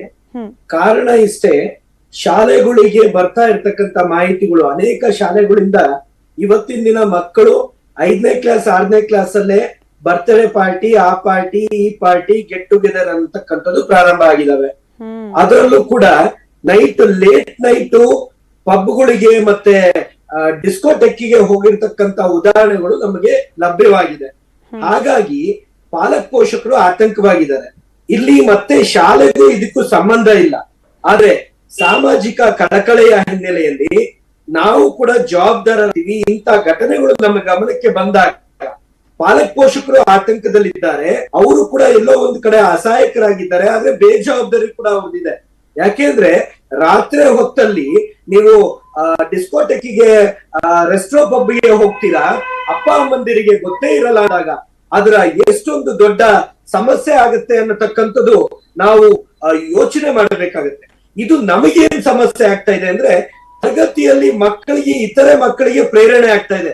ಯಾಕೆ ಅಂದ್ರೆ ಇಂಥ ಘಟನೆಗಳನ್ನ ಮಾಡಿಕೊಂಡು ಬಂದು ಶಾಲೆಗಳಲ್ಲೂ ಇದನ್ನ ಚರ್ಚೆಗೆ ಆಸ್ಪದ ಆಗ್ತಾ ಇದೆ. ಒಬ್ರಿಗೊಬ್ರು ಪ್ರೇರೇಪಿಸುವಂತದ್ದಾಗ್ತಾ ಇದೆ. ಎಲ್ಲೋ ಒಂದ್ ಕಡೆ ಶಾಲೆಯ ಹೊರಗಡೆ ಜಾಸ್ತಿ ಆಗ್ತಾ ಇದೆ. ಶಾಲೆ ಬೆಳಗ್ಗೆ ಹೊತ್ತು ಶಾಲೆ ಸುಸಜ್ಜಿತವಾಗಿ ನಡೆಯುತ್ತೆ. ಇವತ್ತಿನ ದಿನ ಶಾಲೆಗೆ ಬಂದು ಶಾಲೆಯಿಂದ ಮನೆಗೆ ಹೋಗೋ ತನಕ ಸುರಕ್ಷಿತವಾಗಿರ್ತಾರೆ. ಯಾಕಂದ್ರೆ ಆಪ್ ಇದೆ ಮಕ್ಕಳಿಗೆ, ಅದ್ರಲ್ಲೂ ಕೂಡ ವಂಚನೆ ನಡೀತಾ ಇದೆ. ಇವತ್ತಿನ ದಿನ ಮೊಬೈಲ್ ಫೋನ್ ನಂಬರ್ ಅನ್ನ ಬದಲಾಯಿಸ್ಬಿಡ್ತಾ ಇದ್ದಾರೆ ಮಕ್ಕಳು. ಅಪ್ಪ ಅಮ್ಮಂದಿರು ಅವ್ರ ನಂಬರ್ಗಳು ಕೊಡ್ತಾ ಇಲ್ಲ, ಮಕ್ಕಳೇ ಪ್ರತ್ಯೇಕವಾಗಿ ಅದನ್ನ ಬ್ಲಾಕ್ ಮಾಡ್ತಾ ಇದ್ದಾರೆ. ಹಾಗಾಗಿ ಅಟೆಂಡೆನ್ಸ್ ಕೂಡ ಆ ಅಪ್ಪ ಅಮ್ಮಂದಿರಿಗೆ ತಲುಪಲ್ಲ. ಅಪ್ಪ ಅಮ್ಮಂದಿರು ಬೇಜವಾಬ್ದಾರಿಯಲ್ಲಿ ತಿಂಗಳಗಟ್ಟಲೆ ಅದನ್ನ ನೋಡಲ್ಲ. ಇಂತ ಅನೇಕ ಎಕ್ಸೆಪ್ಷನ್ ಕೇಸಸ್ ಇದಾವೆ. ಆದ್ರೆ ಬೈ ಅಂಡ್ ಲಾರ್ಜ್ ನಾವು ಮಾತನಾಡ್ಬೇಕಾದ್ರೆ ಇವತ್ತು ಮಕ್ಕಳು ಕೇವಲ ಪಬ್, ರೆಸ್ಟೋ ಪಬ್, ಹುಕ್ಕಾಬಾರ್ ಅಲ್ಲ, ಎಲ್ಲಾ ರೀತಿಯ ಅಸೆಸ್ಸಿಗೆ ಅವರಿಗೆ ಅವಕಾಶ ಇದೆ. ಇವತ್ತು ನಾನು ಪತ್ರಿಕೆಯಲ್ಲಿ ಇವತ್ತು ಕೂಡ ನೋಡಿದೆ, ಯಾರೋ ಒಬ್ರು ಮಹಾನುಭಾವರು ಹೇಳ್ತಾರೆ, ನಾವೇನು ಮಕ್ಕಳ ಏಜ್ ನ ಪರಿಶೀಲನೆ ಮಾಡಿ ಒಳಗಡೆ ಬಿಟ್ಕೊಂಡು ನಾವು ಬಿಸ್ನೆಸ್ ಮಾಡ್ಬೇಕಾ ಏನ್ ಮಾಡ್ಬೇಕು, ನಮ್ಗೆ ಬಿಸ್ನೆಸ್ ಲಾಸ್ ಆಗುತ್ತೆ ಅನ್ನತಕ್ಕಂತ ಒಂದು ಉದಾಹರಣೆ ಕೊಟ್ಟು ಪೊಲೀಸ್ ಅವರಿಗೆ ರೋಲ್ ಕಾಲ್ ಕೊಡ್ತೇವೆ ತಿಂಗಳಿಗೆ ಒಮ್ಮೆ, ಅದು ನಾವು ಬಿಸ್ನೆಸ್ ಮಾಡ್ತಾ ಇದ್ದೇವೆ ಅನ್ನೋದಾದ್ರೆ ಈ ನೆಲದ ಕಾನೂನೇನು, ಮಕ್ಕಳ ಸುರಕ್ಷತೆ ಏನು, ಮಕ್ಕಳ ಹಕ್ಕು ಬಾಧ್ಯತೆ ಏನು, ಯಾರು ಇದಕ್ಕೆ ಹೊಣೆದಾರರು? ಈಗ ಶಿವಕುಮಾರ್ ಸರ್, ನಾವು ಮುಂಚೆ ಎಲ್ಲ ಹೇಗಿತ್ತು ಅಂದ್ರೆ ಶಾಲೆಯ ಒಂದಿಷ್ಟು ಆ ಸುತ್ತಮುತ್ತಲ ಪ್ರದೇಶದಲ್ಲಿ ಬಾರ್ ಆಗ್ಲಿ ಅಥವಾ ಈ ಪಬ್ಬು, ರೆಸ್ಟೋ ಬಾರ್ಗಳಾಗ್ಲಿ ಇರಬಾರ್ದು ಅನ್ನೋ ನಿಯಮ. ಬಟ್ ಇವಾಗ ಡಿಸ್ಟೆನ್ಸ್ ಅನ್ನೋದು ಮ್ಯಾಟ್ರೇ ಆಗಲ್ವಾ ಅಂತ ಹೇಳಿ ನೀವಾಗ್ಲೇ ಹೇಳ್ತಾ ಇದ್ದ ಹಾಗೆ ಮಕ್ಕಳಿಗೆ ಒಂದು ಸ್ವತಂತ್ರದ ವಾತಾವರಣದಲ್ಲಿ ಬೆಳೆಯೋಕ್ ಬಿಡಬೇಕು. ಈಗಿನ ಜಮಾನಾದ ಮಕ್ಕಳ ರೀತಿಯಲ್ಲೇ ಬೆಳೆಯೋಕ್ ನಮ್ಮ ಮಕ್ಕಳಿಗೂ ಕೂಡ ಅವಕಾಶ ಆಗ್ಬೇಕು ಅನ್ನೋ ಪೋಷಕರ ಮನೋಧರ್ಮ. ಇದ್ರ ಬಗ್ಗೆ ಸಂಧ್ಯಾ ಅವ್ರ ಹತ್ರ ಮತ್ ನಿಮ್ ಹತ್ರ ಮಾತನಾಡ್ತೀನಿ. ಸಂಧ್ಯಾ ಅವರೇ, ಈಗ ಪೋಷಕರಾಗಿರೋ ಬಿಗ್ಗೆಸ್ಟ್ ಚಾಲೆಂಜ್ ಅಂದ್ರೆ ಔಟ್ಡೇಟೆಡ್ ಅಂತ ಅನ್ನಿಸ್ಕೊಳ್ಬಿಡಬಾರ್ದು. ಮಕ್ಕಳ ಮುಂದೆ ನಾವು ಏನಪ್ಪಾ ಹಳೆ ಕಾಲದ ಅಪ್ಪ ಅಮ್ಮನ ರೀತಿಯಲ್ಲಿ ವರ್ತಿಸ್ತಾರೆ ಅನ್ನೋ ರೀತಿಯಲ್ಲಿ ಕಾಣಿಸ್ಕೊಳ್ಬಾರ್ದು. ಈ ಕಾಲದ ಮಕ್ಕಳು ಅಂದ್ರೆ ಯಾವ ರೀತಿಯಾಗಿ ಬಿಡಬೇಕು ಅನ್ನೋ ದೊಡ್ಡ ಕ್ವೆಶ್ಚನ್ ಮಾರ್ಕ್ ಪೋಷಕರಲ್ಲಿ. ನೀವು ಕೂಡ ಪೋಷಕರಿದ್ದೀರಿ, ಈ ರೀತಿ ಸಮಸ್ಯೆಗಳು ನೀವು ಯಾವ ರೀತಿ ವೈಯಕ್ತಿಕವಾಗಿ ಫೇಸ್ ಮಾಡಿದ್ದೀರಿ, ಇದಕ್ಕೆ ಪರಿಹಾರ ಅಂತ ಹೇಳಿ ಹೇಗೆ ಕಂಡು ಹಿಡ್ಕೊಳ್ಳೋದು ಅಂತ ಹೇಳಿ? ಮಕ್ಕಳನ್ನ ನಾವು ತುಂಬಾ ಸ್ಟ್ರಿಕ್ಟ್ ಆಗು ಮಾಡಕ್ಕಾಗಲ್ಲ. ಯಾಕಂದ್ರೆ ತುಂಬಾ ಸ್ಟ್ರಿಕ್ಟ್ ಆಗಿ ಮಾಡಿದ್ರೆ ಅವ್ರು ಕದ್ದು ಮುಚ್ಚಿ ಹೊರಗಡೆ ಹೋಗೋದು ಇದೆಲ್ಲ ಸ್ಟಾರ್ಟ್ ಮಾಡ್ಕೋತಾರೆ. ಸೊ ನಾವು ಒಂದು ಅವ್ರ ಮೇಲೆ ನಿಗಾ ಇಟ್ಟಿರ್ಬೇಕು, ಕಣ್ಣಿಟ್ಟಿರ್ಬೇಕು. ಸೊ ಅವ್ರು ಎಲ್ಲಿ ಹೋಗ್ತಾರೆ, ಫ್ರೆಂಡ್ಸ್ ಯಾರ್ಯಾರಿದ್ದಾರೆ, ಸೊ ಅವ್ರ ಬ್ಯಾಕ್ ಗ್ರೌಂಡ್ ಏನು, ಸ್ಕೂಲ್ಗೆ ಹೋಗ್ತಾರ ಅಥವಾ ಎಲ್ಲಿ ಹೋಗ್ತಾರೆ ಅನ್ನೋದು ನಾವು ಗಮನಿಸ್ತಾ ಇರ್ಬೇಕಾಗತ್ತೆ. ಜೊತೆಗೆ ನಾವು ತುಂಬಾ ಅವ್ರನ್ನ ಕಟ್ನಿಟ್ಟಾಗಿ ಮಾಡಿ ಬೆಳ್ಸಕ್ಕಾಗಲ್ಲ. ಈಗ ಹಿಂದಿನ ಕಾಲದಲ್ಲಿ ಹೇಗಾಗಿತ್ತು ಅಂದ್ರೆ, ಈಗ ನಾವೆಲ್ಲ ಓದ್ಬೇಕಾದ್ರೆ ನಾವೆಲ್ಲ ಓದಿದ ಅಜ್ಜಿ ಮನೇಲಿ, ಆದ್ರಿಂದ ನಮಗ್ ತುಂಬಾ ಕಟ್ನಿಟ್ಟಾಗೂ ಇರ್ತಿರ್ಲಿಲ್ಲ. ಒಂದು ಸ್ವಲ್ಪ ಮಟ್ಟಿಗೆ ಫ್ರೀಡಮ್ ಅಂತ ಇರೋದು. ಸೊ ಆ ಇದ್ರಲ್ಲಿ ನಾವು ಸ್ಕೂಲ್ಗೆ ಹೋಗಿ ಬರ್ತಾ ಇದ್ವಿ. ಈಗಿನ ಕಾಲದ ಮಕ್ಳು ನಾವು ನೋಡ್ತಾ ಇರ್ತೀವಿ, ಎಷ್ಟೊಂದು ಈ ಆತ್ಮಹತ್ಯೆಗಳು ಸ್ಟಾರ್ಟ್ ಆಗುತ್ತೆ. ತುಂಬಾ ಸೆನ್ಸಿಟಿವ್ ಇರ್ತಾರೆ ಮಕ್ಳು. ನಾವ್ ಏನಾದ್ರೂ ಹೇಳ್ಬಿಟ್ರೆ ಅವ್ರಿಗೆ ಬೈದ್ರು ಅಂದ್ಬಿಟ್ಟು ಈ ಸುಸೈಡ್ ಇದೆಲ್ಲ ಮಾಡ್ತಾರೆ. ಸೊ ಪೋಷಕರಿಗೆ ಅದೊಂದು ಭಯ ಇರುತ್ತೆ ಮನ್ಸಲ್ಲಿ. ಸೊ ಅದ್ರಿಂದ ಮಕ್ಳಿಗೆ ನಾವು ಬುದ್ಧಿಯಿಂದ ನಾವು ತುಂಬಾ ಇದಾಗಿ ತಿಳಿ ಹೇಳ್ಬೇಕು ಅಂತ ನನ್ನ ಅನಿಸಿಕೆ. ಸರಿ ಡಾಕ್ಟರ್ ಸುನಿಲ್, ನೀವು ಪ್ರೆಸಿಡೆಂಟ್ ಇದ್ದೀರಿ ಇಂಡಿಯನ್ ಅಸೋಸಿಯೇಷನ್ ಆಫ್ ಅಡೋಲ್ಸೆಂಟ್ ಹೆಲ್ತ್ ಕೂಡ. ಅಂದ್ರೆ ಇಷ್ಟು ಅರ್ಲಿ ಏಜ್ ಅಲ್ಲಿ ಶಶಿಕುಮಾರ್ ಸರ್ ಹೇಳ್ತಾ ಇದ್ರು 6ನೇ ಕ್ಲಾಸ್ 7ನೇ ಕ್ಲಾಸ್ ಮಕ್ಕಳು ಕೂಡ ಪಬ್ಬು ಬಾರ್ಗಳಿಗೆ ಅನಾಯಾಸವಾಗಿ ಹೋಗ್ತಾರೆ, ಅಲ್ಲಿ ಹೋಗಿ ಲೆಮನ್ ಜ್ಯೂಸ್ ಕುಡ್ಕೊಂಡ್ ಬರ್ತಾರೆ ಅನ್ನೋಷ್ಟು ನಾವು ಏನು ಮೇಲ್ನೋಟಕ್ಕೆ ಅದನ್ನ ಅಥವಾ ನಿರ್ಲಕ್ಷ್ಯ ಮಾಡುವ ರೀತಿಯ ಪರಿಸ್ಥಿತಿಲಿ ನಾವಿಲ್ಲ. ಇಷ್ಟು ಅರ್ಲಿ ಏಜ್ ಅಲ್ಲಿ ಈ ರೀತಿಯ ವ್ಯಸನಗಳಿಗೆ ತಮ್ಮನ್ನ ತಾವು ಒಡ್ಕೊಡೋದು ಮಕ್ಕಳಿಗೆ ದೈಹಿಕವಾಗಿ ಮಾತ್ರವಲ್ಲ ಮಾನಸಿಕವಾಗೂ ಕೂಡ ಗಂಭೀರವಾದ ಪರಿಣಾಮಗಳು ಬೀರೋ ಸಾಧ್ಯತೆಗಳಿರುತ್ತೆ. ನೀವು ಯಾವ ರೀತಿ ಗಮನಿಸ್ತೀರಿ ಇದನ್ನು ನಾವು ನೋಡ್ತಾ ಹೋದಾಗ ಒಂದು ಹ್ಯಾಬಿಟ್ಸ್ ಮಕ್ಕಳಲ್ಲಿ ಏನು ಒಂದು ಈ ಹ್ಯಾಬಿಟ್ಸ್ ಏನು ಕಲ್ಟಿವೇಟ್ ಆಗುತ್ತೆ ಅದು ಕಂಟಿನ್ಯೂ ಆಗಿ ಅಡೋಲೆಸೆಂಟ್ ಏಜ್ಗೂ ದೊಡ್ಡವರಲ್ಲಿ ಕೂಡ ಸೇಮ್ ಹ್ಯಾಬಿಟ್ಸ್ ಕಂಟಿನ್ಯೂ ಆಗುತ್ತೆ. ಸೊ ಒಂದು ನೋಡ್ತಾ ಹೋದಾಗ ನಾವು ಯಾವ ಮಕ್ಕಳನ್ನು ಯಾವ ರೀತಿ ಒಂದು ಸಮಾಜಕ್ಕೆ ನಿರ್ಮಾಣ ಮಾಡಲಿಕ್ಕೆ ಕಾಂಟ್ರಿಬ್ಯೂಟ್ ಮಾಡ್ತಾ ಇದ್ದೀವಿ ಅಂತ ಬರುತ್ತೆ ಖಂಡಿತವಾಗ್ಲೂ. ಎರಡನೇದು ಹೆಲ್ತ್ ಆಸ್ಪೆಕ್ಟು. ಈ ಚಿಕ್ಕ ವಯಸ್ಸಲ್ಲೇ ಮಕ್ಕಳು ಇದಕ್ಕೆಲ್ಲ ಎಕ್ಸ್ಪೋಸ್ ಆದರೆ ಅವರ ಆರೋಗ್ಯದ ಪರಿಣಾಮ ಮೇಲೆ ಏನಾಗುತ್ತೆ, ಮಾನಸಿಕ ಆರೋಗ್ಯ ಒಂದಿರ್ಬೋದು, ದೈಹಿಕ ಆರೋಗ್ಯ ಅಗೇನ್ ಅವರಿಗೆ ಅವರ ಒಂದು ಏನು ಪ್ರತಿಯೊಂದು ಹೆಲ್ತಿ ಹ್ಯಾಬಿಟ್ಸ್ ಅಂತ ನಾವು ಏನು ಹೇಳ್ತೀವಿ ಅದು ಇರುವುದಿಲ್ಲ. ಸೊ ಹೆಲ್ತಲ್ಲೂ ಕೂಡ ಅವರಿಗೆ ಇಂಪ್ಯಾಕ್ಟ್ ಆಗುವಂಥ ಸಾಧ್ಯತೆ ಇರುತ್ತೆ. ಮೂರನೇದು, ಈ ಒಂದು ಏಜಲ್ಲಿ ಅವ್ರು ಅಕಸ್ಮಾತ್ ಅಲ್ಲಿ ಹೋದಾಗ ಅಗೈನ್ ಅಲ್ಲೇನೋ ಒಂದು ಮಾಡ್ಬಿಟ್ಟು ಬಂದಾಗ ಅವರು ಆ್ಯಕ್ಚುಲಿ ಮನೆಗೆ ಹೋಗ್ಬೇಕಾದ್ರೆ ಡ್ರೈವಿಂಗ್ ಮಾಡ್ಬೇಕಾದ್ರೆ ಅವ್ರಿಗೆ ಏನಾದರೂ ಆದರೆ ಯಾರು ಜವಾಬ್ದಾರರು? ಸೊ ಇದು ಆಸ್ಪೆಕ್ಟಲ್ಲಿ. ನಾಲ್ಕನೇದು, ಅವರಿಗೆ ಈ ಒಂದು ಏಜಲ್ಲಿ ಮಕ್ಕಳಿಗೆ ಹೋಗ್ಲಿಕ್ಕೆ ದುಡ್ಡೆಲ್ಲಿ ಬರುತ್ತೆ, ದುಡ್ಡಿಂದು ಎಲ್ಲಿರುತ್ತೆ? ಫಸ್ಟ್ ಆಫ್ ಆಲ್ ಮಕ್ಕಳು ಒಳಗೆ ಹೋಗಬಾರ್ದು. ಜ್ಯೂಸ್ ಕುಡಿಲಿಕ್ಕಾದ್ರೂ ಕೂಡ ಹೋಟೆಲ್ಸ್ ಇದೆ, ರೆಸ್ಟೋರೆಂಟ್ ಇದೆ, ಅಲ್ಲಿ ಹೋಗುವಂಥ ಸಾಧ್ಯತೆ ಇರುತ್ತೆ. ಸೊ ಏನೊಂದು ಲೀಗಲ್ ಏಜ್ ಅಂತ ನಾವು ಪರ್ಮಿಟ್ ಮಾಡ್ತೀವಿ ಆ ಒಂದು ಏಜ್ ಗ್ರೂಪಲ್ಲಿ ಖಂಡಿತವಾಗ್ಲೂ ಅದನ್ನು ಒಳ ಬಿಡಬಾರ್ದು. ನಮ್ಮ ದೇಶದಲ್ಲಿ ಏನಂದರೆ ಲಾ ಮತ್ತು ಯಾವಾಗಲೂ ಸ್ಟ್ರಿಕ್ಟಾಗಿ ಎನ್ಫೋರ್ಸ್ ಮಾಡಬೇಕಾಗತ್ತೆ. ಎನ್ಫೋರ್ಸ್ ಮಾಡಿದಾಗ ಅದು ಖಂಡಿತವಾಗ್ಲೂ ಅದರ ಸ್ವಲ್ಪ ಮಟ್ಟಿಗೆ ಸಹಾಯ ಆಗುತ್ತೆ ಅಂತ ಹೇಳ್ಬೋದು. ಸೊ ಇವೆಲ್ಲ ಇದನ್ನು ನೋಡ್ತಾ ಹೋದಾಗ ಆಮೇಲೆ ಅದೇ ರೀತಿ ಶಶಿಕುಮಾರ್ ಅವರು ಒಂದು ಪಾಯಿಂಟ್ ಹೇಳ್ತಾ ಇದ್ರು, ಪಿಯರ್ ಪ್ರೆಷರ್. ಅಂದರೆ ಆ ಮಕ್ಕಳು ಹೋಗೋ ಹೋಗೋದ್ರಿಂದ ನಾವ್ಯಾಕೆ ಹೋಗ್ಬಾರ್ದು, ನಾನು ಹೋಗ್ತಾ ಇದ್ದೀನಿ. ಸೊ ಇದೆಲ್ಲ ನೋಡ್ತಾ ಹೋದಾಗ ನಾವು ಯಾವ ಥರವಾದ ಒಂದು ಮಕ್ಕಳಲ್ಲಿ ಯಾವ ವಾತಾವರಣ ಬೆಳೆಸ್ತಾ ಇದ್ದೀವಿ, ಯಾವ ಮಕ್ಕಳು ಮುಂದೆ ಯಾವ ಥರ ಬರ್ತಾರೆ, ಸೊ ಈ ಮಕ್ಕಳೆಲ್ಲ ಮುಂದೆ ಡೆವಲಪ್ ಆದಾಗ ಅಕಸ್ಮಾತ್ ಬೆಳೀತಾ ಹೋದಾಗ ಯಾವ ಹಂತದಲ್ಲಿ ಒಂದು ಸಮಾಜದ ಮೇಲೆ ಪರಿಣಾಮ ಬೀಳುತ್ತೆ ಅನ್ನೋದನ್ನು ಕೂಡ ನಾವು ಯೋಚನೆ ಮಾಡ್ತಾ ಹೋದಾಗ, ಇದೆಲ್ಲ ಆಸ್ಪೆಕ್ಟಲ್ಲಿ ನೋಡ್ತಾ ಹೋದಾಗ ಖಂಡಿತವಾಗ್ಲೂ ಇದೊಂಥರ ಆತಂಕಕಾರಿ ಬೆಳವಣಿಗೆ ಅಂತ ಹೇಳ್ಬೋದು. ಅದು ಬಹಳ ಇಂಪಾರ್ಟೆಂಟ್ ಆಸ್ಪೆಕ್ಟ್ ಆಗುತ್ತೆ.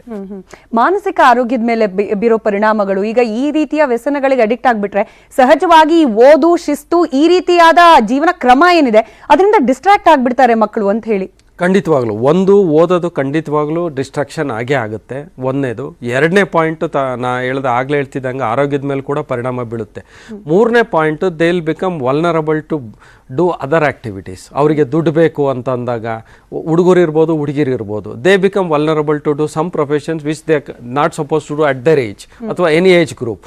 ಸೊ ಆ್ಯಂಟಿ ಸೋಷಿಯಲ್ ಎಲಿಮೆಂಟ್ಸು ಈ ಥರ ಕೂಡ ಕೆಲವೊಂದು ಅದಕ್ಕೆ ಕಾರಣ ಆಗುವಂಥ ಸಾಧ್ಯತೆಗಳಿರುತ್ತೆ. ಹಾಗಾಗಿ ಬರೀ ಇದು ಸೋಷಿಯಲ್ ಆಸ್ಪೆಕ್ಟಲ್ಲಿ ನಾವು ನೋಡ್ಲಿಕ್ಕೆ ಬರೋದಿಲ್ಲ. ಈಗ ಅಲ್ಲಿ ಹೋಗ್ಬಿಟ್ಟು ಬಂದಾಗ ನಮ್ಮ ಮಕ್ಕಳು ಅಲ್ಲಿ ನೋಡ್ತಾ ಇದು ಪೋಷಕರದ್ದು ಖಂಡಿತವಾಗ್ಲೂ ಜವಾಬ್ದಾರಿ ಇರುತ್ತೆ. ಸೊ ಮೊದಲ ಥರ ಸ್ಟ್ರಿಕ್ಟಾಗಿ ಮಕ್ಕಳನ್ನ ಬೆಳೆಸೋಕ್ಕೆ ಕಷ್ಟ ಆಗ್ಬೋದು, ಬಟ್ ಖಂಡಿತವಾಗ್ಲೂ ಮಕ್ಕಳಿಗೆ ತಿಳಿ ಹೇಳ್ಬೇಕಾಗುತ್ತೆ. ಸೊ ಯಾವುದೇ ಒಂದು ಏಜ್ ಗ್ರೂಪಲ್ಲಿ ಮಕ್ಕಳು ಇದ್ದಾಗ ಅವರಿಗೆ ನಾವು ಸರಿಯಾದ ವಿಧಾನದಲ್ಲಿ ಅದನ್ನು ನಾವು ಹೇಳಿಸ್ಬಿಟ್ಟು ಯಾವುದು ಸರಿ ಯಾವುದು ತರಿ ಅಂತ ನಾವು ಹೇಳಿದಾಗ 100 ಮಕ್ಕಳಿಗೆ ಹೇಳಿದಾಗ ಅಟ್ಲೀಸ್ಟ್ 90-95 ಮಕ್ಕಳು ಖಂಡಿತವಾಗ್ಲೂ ಸರಿದಾರಿಗೆ ಬರ್ತಾರೆ ಅಂತ ನಂದು ಒಂದು ಅನಿಸಿಕೆ. ತಿಳಿ ಹೇಳೋದು ಇಂಪಾರ್ಟೆಂಟ್. ನಿಜ. ಶಶಿಕುಮಾರ್ ಸರ್, ಈಗ ನೋಡಿ, ನಮ್ಮಲ್ಲಿ ಲಾ ಅಲ್ಲಿ ಯಾವುದೇ ರೀತಿಯ ಲೋಪದೋಷಗಳಿಲ್ಲ, ಇರುವ ಕಾನೂನುಗಳೆಲ್ಲವೂ ಕೂಡ ಕರೆಕ್ಟ್ ಆಗಿದೆ.